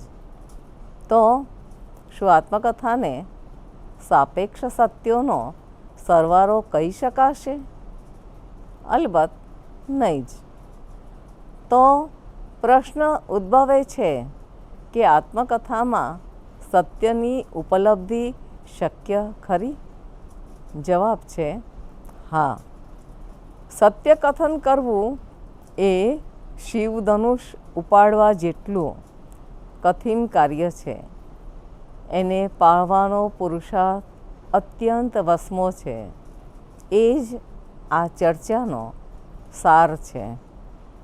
સત્યને પામવાની આત્મકથાકાર મથામણ કરે છે ત્યારે માર્ગમાં આવતા અનેક અવરોધો કયા છે એ જાણવું એટલું જ જરૂરી છે. પણ આ પહેલાં આત્મકથાકારનો સત્ય પ્રાપ્તિનો માર્ગ કયો છે તે જાણવું જરૂરી બને છે.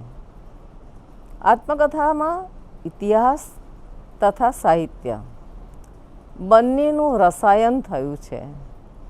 એ એની આગવી ક્ષમતા છે એ આપણે જોઈ ગયા છીએ. સત્ય પ્રાપ્તિની આત્મકથાકારનો માર્ગ આથી નક્કી થઈ જાય છે. આત્મકથામાં એના રચયિતાના જીવનનો ઇતિહાસ છે એટલે એણે તથ્યોના સત્યની અવહેલના કરવી પાલવે નહીં. પણ આ સત્ય મર્યાદિત છે. નર્યા તથ્યોનો સરવારો એ સત્ય નથી. એ સમજી શકાય તેવી વાત છે. હાલનું સત્ય એટલે કે સાહિત્યનું સત્ય એ નિત્ય સત્ય હોય છે. તથ્યોના સત્યનું ઉપેક્ષા કરવાની હોતી નથી. આ સત્યને હાનિ ન પહોંચે એનું પૂરેપૂરું ધ્યાન રાખવાનું છે અને સાહિત્યની સહાય લેવાની હોય છે જેથી તથ્યોના સત્યમાંથી નિત્ય સત્યની ઉપલબ્ધિ બની રહે. આથી જ તથ્યોમાં પ્રચ્છન્ન રહેલા પોતાના સ્વરૂપને આત્મકથાકાર પોતાની વિશિષ્ટ દ્રષ્ટિથી પારખે છે અને તેને પ્રગટ કરે છે. આત્મકથામાંના આ ઇતિહાસના તત્વે જ સત્યનો પ્રશ્ન આટલો ગંભીર બનાવ્યો છે. આત્મકથામાં એક સાચી વ્યક્તિના જીવનનું નિરૂપણ છે એટલે સાહિત્યકૃતિની અપેક્ષાએ એ વધુ તો જ્ઞાનનું સાધન છે. આથી જ એમાં તથ્યોના સત્યની અપેક્ષા વિશેષ રહે છે. પરંતુ આત્મકથા ઇતિહાસ આપવાના હેતુથી લખાતી નથી. આત્મકથાકાર પોતાના વિશેનું અર્થાત માનવ વિશેનું સત્ય આપવા ઈચ્છે છે. માત્ર ઇતિહાસ આપવાથી આ હેતુ બર ન આવે. એણે પોતાના મનની, ચેતનાની અને અર્ધચેતનાની અનુભૂતિઓની વાત કરવી પડે ત્યારે જ્યારે આ અનુભૂતિઓની સંવેદનાની વાત કરે છે ત્યારે આત્મકથામાં સાહિત્યનો પ્રવેશ થાય છે. આમ છતાં એને કલ્પનાનો છૂટો દોર મળતો નથી. એ સ્વૈર વિહાર કરી શકતો નથી. વાસ્તવિક હકીકત કરતાં કલાનું સત્ય વિશિષ્ટ છે. આથી જ સોના કરતાં સોનીની કિંમત વધુ ના અંકાય એ રીતે સત્ય અનુભૂતિને અલગ ગ્રહણ કરવાની છે. જો કે આમ કરતાં આત્મકથાકારે અનેક અવરોધો પાર પાડવાના છે અને એને વિશે થોડુંક તો મેં અગાઉ લક્ષણોની જે વાત કરી તેમાં જણાવી છે. છતાં એને સંક્ષેપમાં ફરી એક વખત આપણે જોઈ લઈએ. એક જ ઘટનાનું નિરૂપણ જુદી જુદી વ્યક્તિઓ જુદી જુદી રીતે કરે છે એ આપણે જાણીએ છીએ. એનું કારણ છે કે નિરૂપણમાં નિરૂપણ કરનારની દ્રષ્ટિ એમાં બળે છે. કહે છે તો દરેક જણ સત્ય, છતાં એની જાન બહાર કલ્પના તે ઘટનામાં રંગોળી પૂરે છે. આથી જ આત્મકથાકારે પોતાની કલ્પનાને સંયમમાં રાખીને કામ પાર પાડવાનું છે. આત્મકથાનું સત્ય તપાસીએ ત્યારે હંમેશા માનવ સ્વભાવની આ વિશિષ્ટતા ધ્યાનમાં રાખવી ઘટે. નક્કર ઘટનાઓના નિરૂપણ વખતે કલ્પનાનો આધાર લેતા જાગૃતિ રાખવાની એ છે કે સોનાના દાગીના ઘડતા બીજી ધાતુનું મિશ્રણ કરતાં દાગીનો જુઠ્ઠો છે એમ કોઈ કહે નહીં. કલ્પનાનો વિનિયોગ કરે પણ એ લીધેલો ઈશત આધાર ઓળખી શકાતો હોય અને એ આધાર દ્વારા તથ્યોના પારનું સત્ય પામી શકાતું હોય તો નિર્વાહ્ય ગણાય. આ કલ્પના વ્યાપાર સત્યને સ્થાને સત્યકલ્પ આભાસને રજૂ ન કરે એની ખાસ તકેદારી એણે રાખવાની છે. આત્મકથા એટલે હુંની કથા. એમાં હું અહમની જ લીલા પ્રગટ થાય છે. એટલે એ આ અહમ પણ અવરોધરૂપ વ્યવધાનરૂપ બની બેસે છે. અહમની કથા પણ જેટલે અંશે અહમથી દૂર રહી શકે તેટલું એ પોતાને બિનંગત દર્શન કરી શકે અને તેટલો નજીક તે સત્યની પાસે પહોંચી શકે. ગાંધીજીએ રજકણથી પણ નીચે, રજકણ પણ કચડી શકે તેવા અલ્પ બનવાની વાત વિના સત્યની ઝાંખી દુર્લભ ગણાવી છે તે ખૂબ સાચી વાત છે. સ્મૃતિ વિસ્મૃતિની લીલા સંબંધે તો આપણે વિગતે જોઈ ગયા. આત્મકથાકારની સ્મૃતિમાં આવતી તમામ ચીજોને નહીં પણ એના પોતાના વિશેના સત્યને પ્રગટ કરે તેવા અનિવાર્ય હોય તેવા યોગ્ય અંશોને એને પસંદ કરવાના રહે છે તથા પસંદ કરેલ સામગ્રીને એની બુદ્ધિ સમુચિત રીતે સંયોજન એવું કરે કે જેથી આત્મકથાકારના સાચા સ્વરૂપનો ખ્યાલ આવે.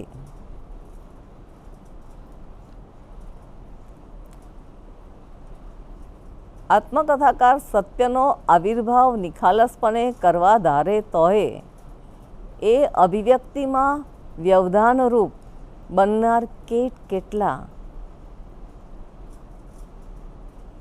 તત્વો છે. અનુભૂતિથી અભિવ્યક્તિ પર્યંતની આખી યાત્રાનો પથ સુગમ નથી. એ પથ કાંટારી ઝાડી ઝાંખરાથી ભરેલો છે. ભિન્ન ભિન્ન વેશે હુમલો કરવાને અસત્ય ટાંપીને બેઠેલું છે. આત્મકથાકારે આ છદ્મવેશીને ઓળખવાનો છે અને એનાથી બચીને ચાલવાનું છે. તો ચાલો આપણે હવે સત્ય અભિવ્યક્તિના માર્ગમાં આવતા કયા કયા અવરોધોને આત્મકથાકારે પાર કરવાના છે તે વિશે જાણીએ. પોતાની જાત સમક્ષ ખુલ્લા થવામાં આત્મકથાકારને કશો બાદ આવતો નથી, પણ બીજા સમક્ષ નિરાવરણ થવામાં એને ઠીક ઠીક કષ્ટ પડે છે. સ્વજનોમાં, સગામાં, સમાજમાં એની એક ચોક્કસ છાપ ઊભી થયેલી હોય છે. આ છાપ અખંડ રહે એની એ કાળજી રાખતો હોય છે. આત્મકથાકાર ખ્યાતનામ હોય ત્યારે તો ખાસ એટલે અભિવ્યક્તિ માટે એ તૈયાર થાય છે ત્યારે એની રજૂઆતમાં ગુપ્તતા માંગે તેવા તત્વો ઢંકાયેલા રહે એ શક્ય છે. માણસની કુશાગ્ર બુદ્ધિ નિખાલસતાની ક્યારેક વેરી બને છે. સત્યને કુશળતાપૂર્વક છુપાવવામાં આ બુદ્ધિ પ્રયોજાય છે. અસત્ય સત્યનો છદ્મવેશ લઈને આવે છે. લાગે છે કે આ તો એકરાર કર્યો, પણ એની પાછળ ભયંકર અસત્યને છુપાવવામાં આવતું હોય છે. પોતાની ક્ષુદ્રતા, ઉણપો કે સ્પૃહણીય ન હોય તેવી લાક્ષણિકતાઓ પ્રગટ કરવાનું એ ઓછું પસંદ કરશે. ઘણીવાર તો આત્મકથાકાર માનવીના સ્વભાવની વિલક્ષણતા પ્રગટ કરે છે. એ પોતાના જીવનના જુગુપ્સા પ્રેરક અંશો ખચકાટ વિના રજૂ કરી શકે છે, પણ પોતાના અંગની એકાદી ખોડને ઢાંકવા પ્રયત્ન કરે છે. તો ક્યારેક તો આ બાબતની નિખાલસતા દાખવશે તો એ આત્માની ખોડ ઢાંકવાનો. કેસેનોવાની આત્મકથા જોઈએ તો એમાં એને પોતાના પ્રેમ સાહસોની અતિ નિખાલસતાથી વાત કરી છે, પણ જીવનના અંતિમ અંધકારભર્યા વર્ષો, જેમાં એને જાસૂસ બનવું પડેલું, જેમાં એને ભિખારી બનવું પડેલું, સૌ કોઈને આંજી નાખતું આ વ્યક્તિત્વ અંતે સિફિલિસનો હુમલાનો ભોગ બની નોકરોની દયા ઉપર જીવવાનો વારો આવેલો. આ બધી વાતો પર એને તો પડદો જ પાડ્યો છે. ક્યારેક બયાન નિખાલસ જણાય, પણ કૃતિ સમગ્રપણે વાંચતા પોતાની ક્ષતિઓનું સમર્થન કરતો જણાય તો ક્યારેક તો એ ક્ષતિઓને ન્યાયી ઠેરવવાને જે પ્રયત્ન થાય છે તે આપણને લાગે કે આ સત્ય નથી. રૂસોએ એકરારો કરી પોતાની ક્ષતિઓનું સમર્થન કર્યું જણાય છે. ઇન્દુલાલ યાજ્ઞિકે બર્લિનમાં હતા ત્યારે વિદેશી યુવતી સાથેનો પ્રસંગ આલેખ્યો છે. એમાં પેલી સ્ત્રી શ્રી યાજ્ઞિકના સ્પર્શમાં વાસના જોઈ એની સાથે સંપર્ક રાખવાની ના પાડે છે, અને ત્યારે ઇન્દુલાલ યાજ્ઞિક એના બચાવમાં પોતે એની સ્ત્રીને કહે છે કે એના માતૃત્વની હૂંફ મેળવવા પોતે તલસતો હોય છે.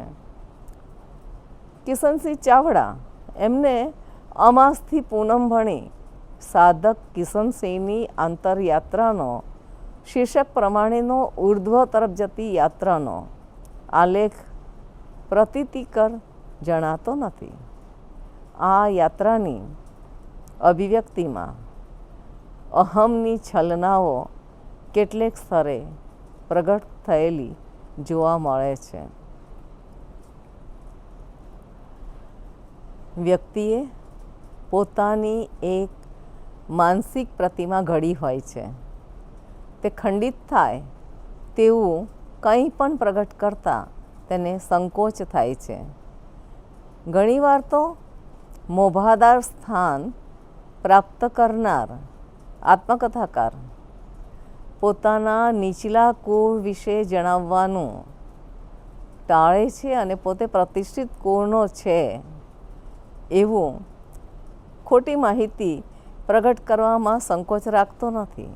એટલે આત્મકથામાં નિખાલસતા એટલે માત્ર ક્ષતિ કે મર્યાદાનું દર્શન કરાવવું કે ગુણોનું માત્ર દર્શન કરાવવું એ નથી. એને તો બંનેના દર્શન કરાવવાના છે, જેથી પોતે જેવો છે તેવો પ્રગટ થાય. નથી એને પોતાની નિંદા કરવાની કે નથી એને ગુણોની ગાથા ગાવાની. ઘણીવાર આત્મકથાકાર બધું જ જણાવવા ઈચ્છતો હોય છતાં તેમ કરતાં કશું એને રોકે છે. પોતે પોતાની વાત કરશે પણ તેની સાથે સંકળાયેલ વ્યક્તિઓની વાતો પણ એમાં વણાયેલી હશે. જીવનની ગુપ્ત વાતો રજૂ કરતા પોતાની સાથે સંકળાયેલ વ્યક્તિને ક્ષહાનિ થાય તેમ હોય તો તે તેવી વાત કરતાં જરૂર અચકાશે, ખટકાટ અનુભવશે. મણિબાઈએ આત્મકથા લખી એ તો ખરું, પણ એમ પ્રગટ ક્યારે થઈ? મૃત્યુના ઘણા બધા વર્ષો બાદ. અને તેનું કારણ આ જ હતું. ઘણીવાર ગુપ્ત રાખવા ધારેલી વાત પણ ગુપ્ત રાખી શકાતી નથી. મિત્રો, દુશ્મનો કે સંશોધકો એ જાણવાનો પ્રયત્ન કરે ને જાણીને જ રહે. આનો વ્યવહારિક ઉકેલ કદાચ આ હોઈ શકે. મનુસ્મૃતિના એક શ્લોકમાં આપણે જોઈએ, મનુસ્મૃતિમાં કહ્યું છે કે સત્ય બોલવું એ સાચી વાત, પણ અપ્રિય સત્ય ન બોલવું. સત્યની કેડી અતિ સાંકડી છે, એટલે ઉપલા વાક્યનો અર્થ એ ન થાય કે પ્રિય હોય એવું અસત્ય બોલવું. કહેવાય છે ને કે બોલે એના બોર વેચાય, તો ન બોલ્યામાં 9 ગુણ. આ બેની વચ્ચે વિવેક દાખવવો જરૂરી છે. જાતીય જીવનના નિરૂપણમાં નિખાલસતા દાખવી, સંયમ દાખવ્યો હોય તેવા કિસ્સા છે જ. ગાંધીજીએ પોતાની વૃત્તિઓનું તથા વેશ્યાગમનના પ્રસંગનું આલેખન કરતાં જે ભાષાનો ઉપયોગ કર્યો છે તે ઉદાહરણરૂપ બની શકે તેમ છે. કહેવું છે તે બધું જ યથાતથ ભાષા દ્વારા, ટૂંકા વાક્ય પ્રયોગો દ્વારા, ક્યારેક તો એકાદ ક્રિયાપદ દ્વારા કહી દીધું છે. ષષ્ઠી વ્રાતાએ માય ગોડ ડાઈડ યંગ એ નામની આત્મકથા લખી છે. તેમાં સજાતીય સંબંધોનો અને નાની ઉંમરના પ્રણય સંબંધોની વાત કરી છે, પણ એ કઠે નહીં તેવી રીતે આલેખી છે. જાતીય જીવનની તમામ વાતોને એમણે ઘર તથા સમાજની રૂઢિચુસ્તતાને કારણે ગુપ્તતાના પડદા પાછળથી જોઈ છે અને એના પ્રત્યાઘાતો એમને હોસ્ટેલ જીવનમાં જોવા મળે છે. જાતીય જીવનના નિરૂપણનો સાંપ્રત સમાજને હવે છોછ રહ્યો નથી. જો કે તે અપરુચિ પ્રગટ કરતું આત્મકથન કઠ્યા વિના ન રહે. કમલાદાસે પોતાની આત્મકથામાં આલેખ્યું છે તે જાતીય જીવન એમની અપરુચિને બહાર આણે છે. દેખીતી નિખાલસતા પ્રતીતિજનક બનતી નથી. સમાજને આંચકો આપી સનસનાટી પેદા કરવી એવો એમનો હેતુ સ્પષ્ટ જણાય છે. આવી વિગતો રચનામાં સાંકળની જેમ સંકળાઈને આવવાને બદલે છૂટી પડી જાય છે. આખું લખાણ સંશ્લિષ્ટ લાગતું નથી. એથી ઉલટું રસીદી ટિકિટમાં અમૃતા પ્રીતમના જીવનના લગ્ન બાહ્યના સંબંધોનું જ નિરૂપણ એમને જે કર્યું છે એ સંપૂર્ણ શિષ્ટતાથી કર્યું છે. તમે એને સ્વીકારો નહીં એ બને, પણ એ તમારી રુચિને આઘાત આપનારા નથી બનતા. જીવનને તેની બધી જ વિગતોને સંપૂર્ણતયા નિરાવૃત્ત કરી શકાતું નથી. જેમ્સ જોઈસની યુલિસિસ નવલકથામાં એક જ દિવસનો ચિત્ત વિહાર 800 પાના ભરીને એમને કર્યો છે. આત્મકથાકાર જો આમ કરવા બેસે તો અરે નારાયણ હેમચંદ્રની હું પોતે એ આત્મકથા જુઓ, એમાં એમને પ્રવાસ વર્ણનો નોંધ્યા છે. એમને ખૂબ પ્રવાસ કર્યો છે. એમાં ખાવાની વાતો પુનરાવર્તન કરી કરીને એનું એ શહેર ફરીવાર જોયું હોય તો, એ સ્થળ ફરી જોયું હોય તો પણ એમની નિરૂપણ કરવાની એ ટેવ, એ ભલે નિખાલસ અભિવ્યક્તિ હોય પણ બને છે તો કંટારાજનક. એટલે શું પ્રગટ કરવું, શું ન કરવું તે બાબતના તથ્યોની પસંદગી ખૂબ જ અગત્યની બની રહે છે. ઉણોક્તિ એટલે કે અંડર રાઇટિંગ અને અતિશયોક્તિ એટલે કે ઓવર રાઇટિંગ એ પણ આત્મકથાના સત્યને હાનિ પહોંચાડે છે. પોતાને યથાર્થ રીતે પ્રગટ કરે તેવી એકાદ વિગતને તે છાવરે તો આત્મકથાને હાનિ પહોંચ્યા વિના રહેતી નથી. કેટલાક આત્મકથાકારો પોતાના વ્યવસાયિક જીવનને, કારકિર્દીને વિગતવાર આલેખે પણ આત્મકથાકારના અંગત જીવન કે આંતરજીવન વિશે ખૂબ ઓછું કહ્યું હોય તો તે સત્યની ઉપલબ્ધિમાં અવરોધ બને છે. મોહનલાલ રણછોડલાલ ઝવેરીનું આત્મકથન, જુગતરામ દવે કે વડોદરાના 40 વર્ષની કારકિર્દી એને નિરૂપતી દેસાઈ ગોવિંદભાઈની આત્મકથા આના ઉદાહરણો તરીકે મૂકી શકાય. મુનશીનો અહમ ઘણો બોલકો, ગાજતો છે. પ્રતાપી પૂર્વજોનું વર્ણન રસિક છે, પણ આત્મકથામાં હોવાથી એની અતિશયોક્તિ સત્યની ઉપલબ્ધિમાં અવરોધ બનીને આવે છે. ક્યારેક આત્મકથાકાર જીવન સમગ્રને આલેખવાને બદલે જીવનના એક દેશને જ વર્ણવવાનું પસંદ કરે છે. ત્યારે માત્ર કારકિર્દીનો અહેવાલ આપતો હોય તેવી રજૂઆત કરે છે. એમાં એના આત્મમંથનો કે અંગત જીવન વિશે કશું જોવા મળતું નથી. મારી 55 વર્ષની મિલની કારકિર્દી આ પ્રકારની આત્મકથા છે. આટલા બધા અવરોધો આત્મકથાકારે પાર કરવાના છે, એટલે જ આત્મકથા લેખન કપરું કાર્ય છે. અને મારી સારી સારી આત્મકથાઓ લખાય એ ખરેખર રેર ચીજ છે, દુર્લભ છે. બીજું એમ પણ થાય કે આટલી બધી મર્યાદાઓ છે તો આ એમ.એન. રોયે જે કહ્યું હતું કે આત્મકથામાં માત્ર સત્ય નિરૂપણ કરવાનું કાર્ય અશક્ય છે, અસંભવિત છે. પણ ના, આ સ્વરૂપની મર્યાદાઓની સાથે એની વિશેષતાઓ પણ છે અને એ ધ્યાનમાં રાખવાની ખાસ જરૂર છે. નિરપેક્ષ સત્ય ભલે પામી શકાતું નથી તો સાપેક્ષ રીતે આત્મકથા કયું સત્ય પ્રગટ કરે છે તે જાણવું જરૂરી બને છે.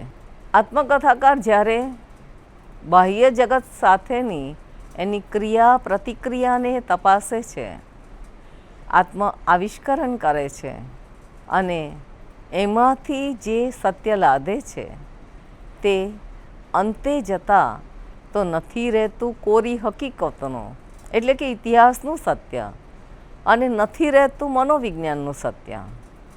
આથી અલગ અહીં આપણે પામીએ છીએ તે તેના વ્યક્તિત્વનું સત્ય એટલે કે બાહ્ય જગત સાથેના ઘાત સંઘાતમાંથી આકારિત થતું વ્યક્તિત્વ અને આથી જેવું આત્મકથાના લેખકનું વ્યક્તિત્વ તેવું તેનું સત્ય.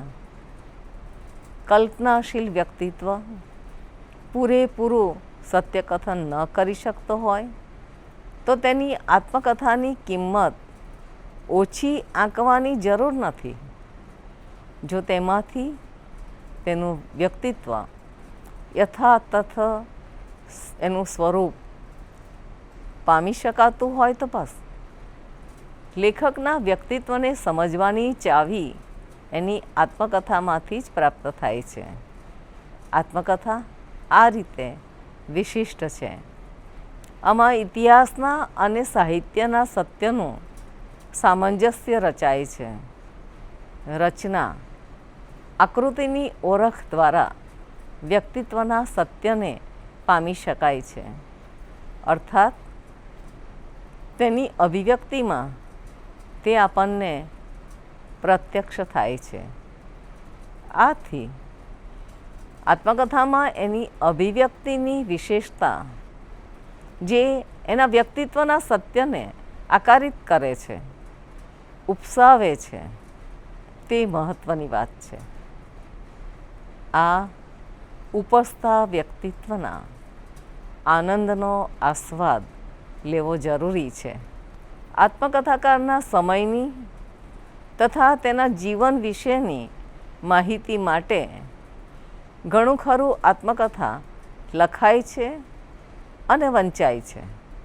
એમાં આથી ઇતિહાસનું સત્ય માત્ર ખોળવાનો ઉપક્રમ થતો રહેતો હોય છે.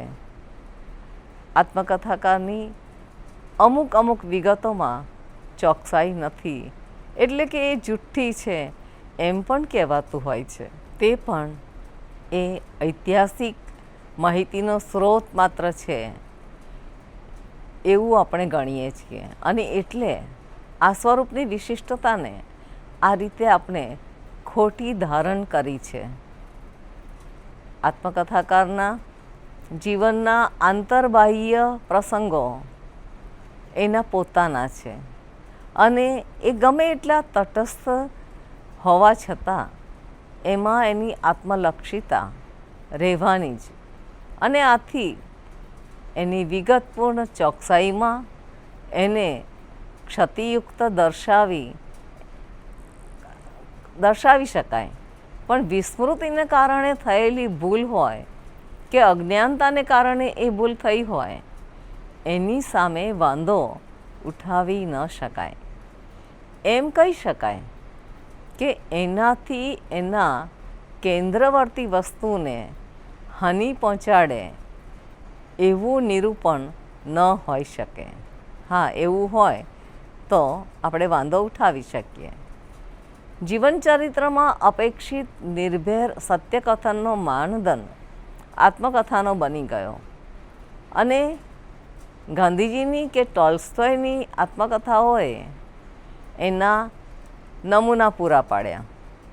સત્ય માટેનો આ આત્યંતિક આગ્રહ રખાયો અને પરિણામે એમાં પ્રગટ થયેલી ક્યાંક વિગત ચૂકને લીધે આત્મકથા ને એનું સ્વરૂપ, એનો સર્જક અવિશ્વાસના દાયરામાં આવી ગયા.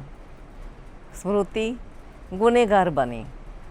એની તરફનું દ્રષ્ટિબિંદુ સંશયગ્રસ્ત બની ગયું.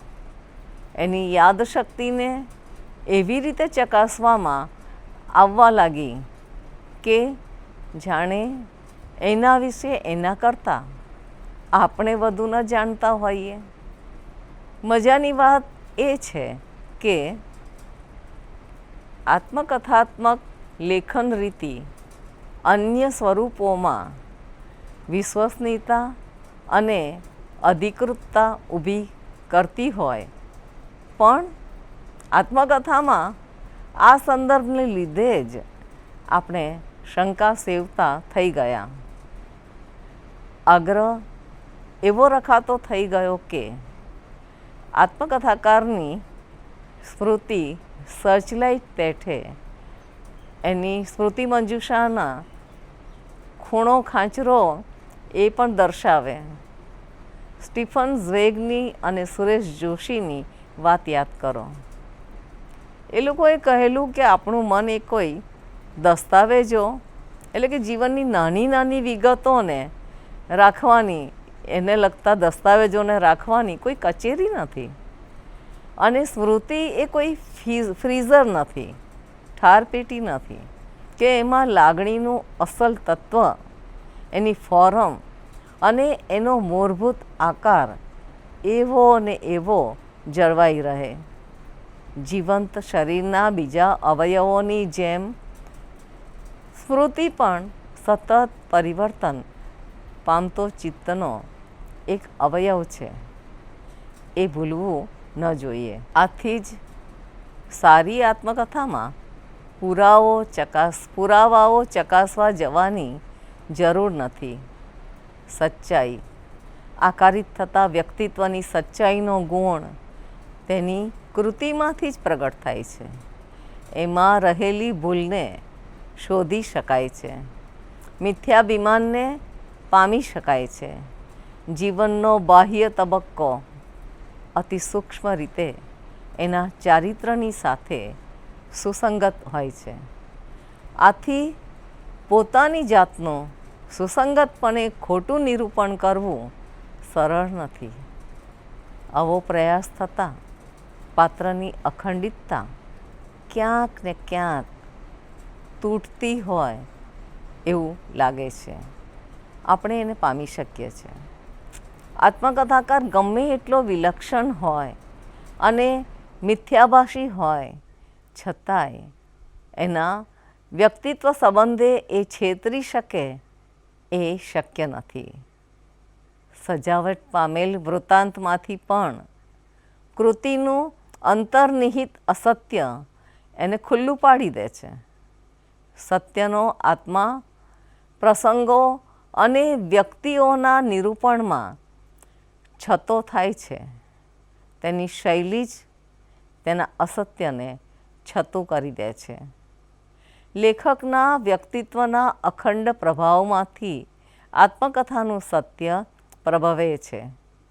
બાહ્ય જગત અને સ્વ વચ્ચે પારસ્પરિક આદાન પ્રદાન ચાલ્યા કરે છે અને એની શૈલી દ્વારા એકરૂપ સત્તા હોવાપણું એ ઉદ્ભવે છે. તેનું વ્યક્તિત્વ દુનિયા સાથે સુસંગતતાનું કાર્ય બજાવે છે. સાથે સાથે દુનિયા સાથેના વ્યવહારમાંથી માનસિક પ્રતીકોની સુસંગતતા સર્જે છે. બાહ્ય સ્ત્રોતોથી તે ચકાસી શકાતું હોવાથી તેને લલિત વાङ्મય કહી શકાશે નહીં. આ એક બરાબર જાણી લેવા જેવી વાત છે. અને આમ આત્મકથાનું સત્ય તેમાં રહેલ વિગતોના પુરાવાથી, તેના કાર્યોની નોંધોથી, તેમાં રહેલી સુસંગતતામાંથી તથા તેની શૈલીમાંથી પ્રગટે છે. એની શૈલી, એની અભિવ્યક્તિ રીતિ, એના નિરૂપણને અપાયેલો ઘાટ અગત્યના બને છે. આંતરબાહ્ય જીવનનું તે અર્થઘટન કરે છે. અનુભૂતિઓને કલ્પનાએ શોધી નથી, તે પસંદગી પામી છે અને પછી શૃંખલા હારમાળા પેઠે બંધાઈ છે. એટલે એમાંથી અર્થઘટન સાંપડે છે. ખરેખર તો આત્મકથા લખતા એના પહેલાં આત્મકથાકાર કશીક વિસંવાદિતતા અનુભવતો હોય છે. લખ્યા બાદ સંવાદિતા પ્રાપ્ત કરે છે. જીવનમાં જે બધું વિખરાયેલું હતું તે ગોઠવાતા પોતાને તે વિશેષપણે ઓળખતો બને છે. આત્મકથા લખે છે ત્યારે ઘણીવાર માણસ પોતે બદલાયો હોવાનું અનુભવે છે. અને એનું કારણ પણ આ જ છે. તેના લખાણમાં તે છે તેવો નહીં, પણ હોવો જોઈએ તેવો ક્યારેક લાગે છે. આ ઇન્ટ્યુટિવ સહજ પ્રજ્ઞા પ્રેરિત જ્ઞાન છે જે તે સન્નિષ્ઠાથી પોતાના અંતરતલમાં પ્રવેશે છે ત્યારે જ આ જ્ઞાન પામે છે.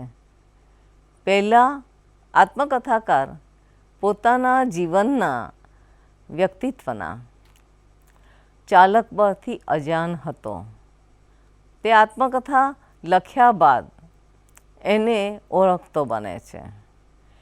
તેના હુંની સાચી ઓળખ આમ માત્ર આત્મકથા જ આપે છે.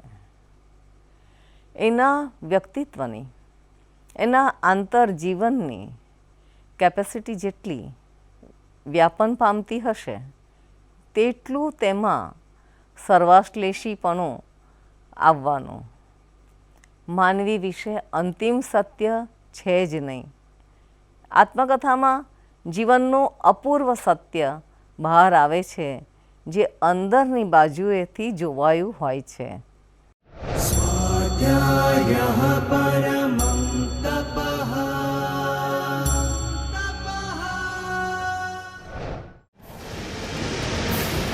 સ્વાધ્યાય ટીવી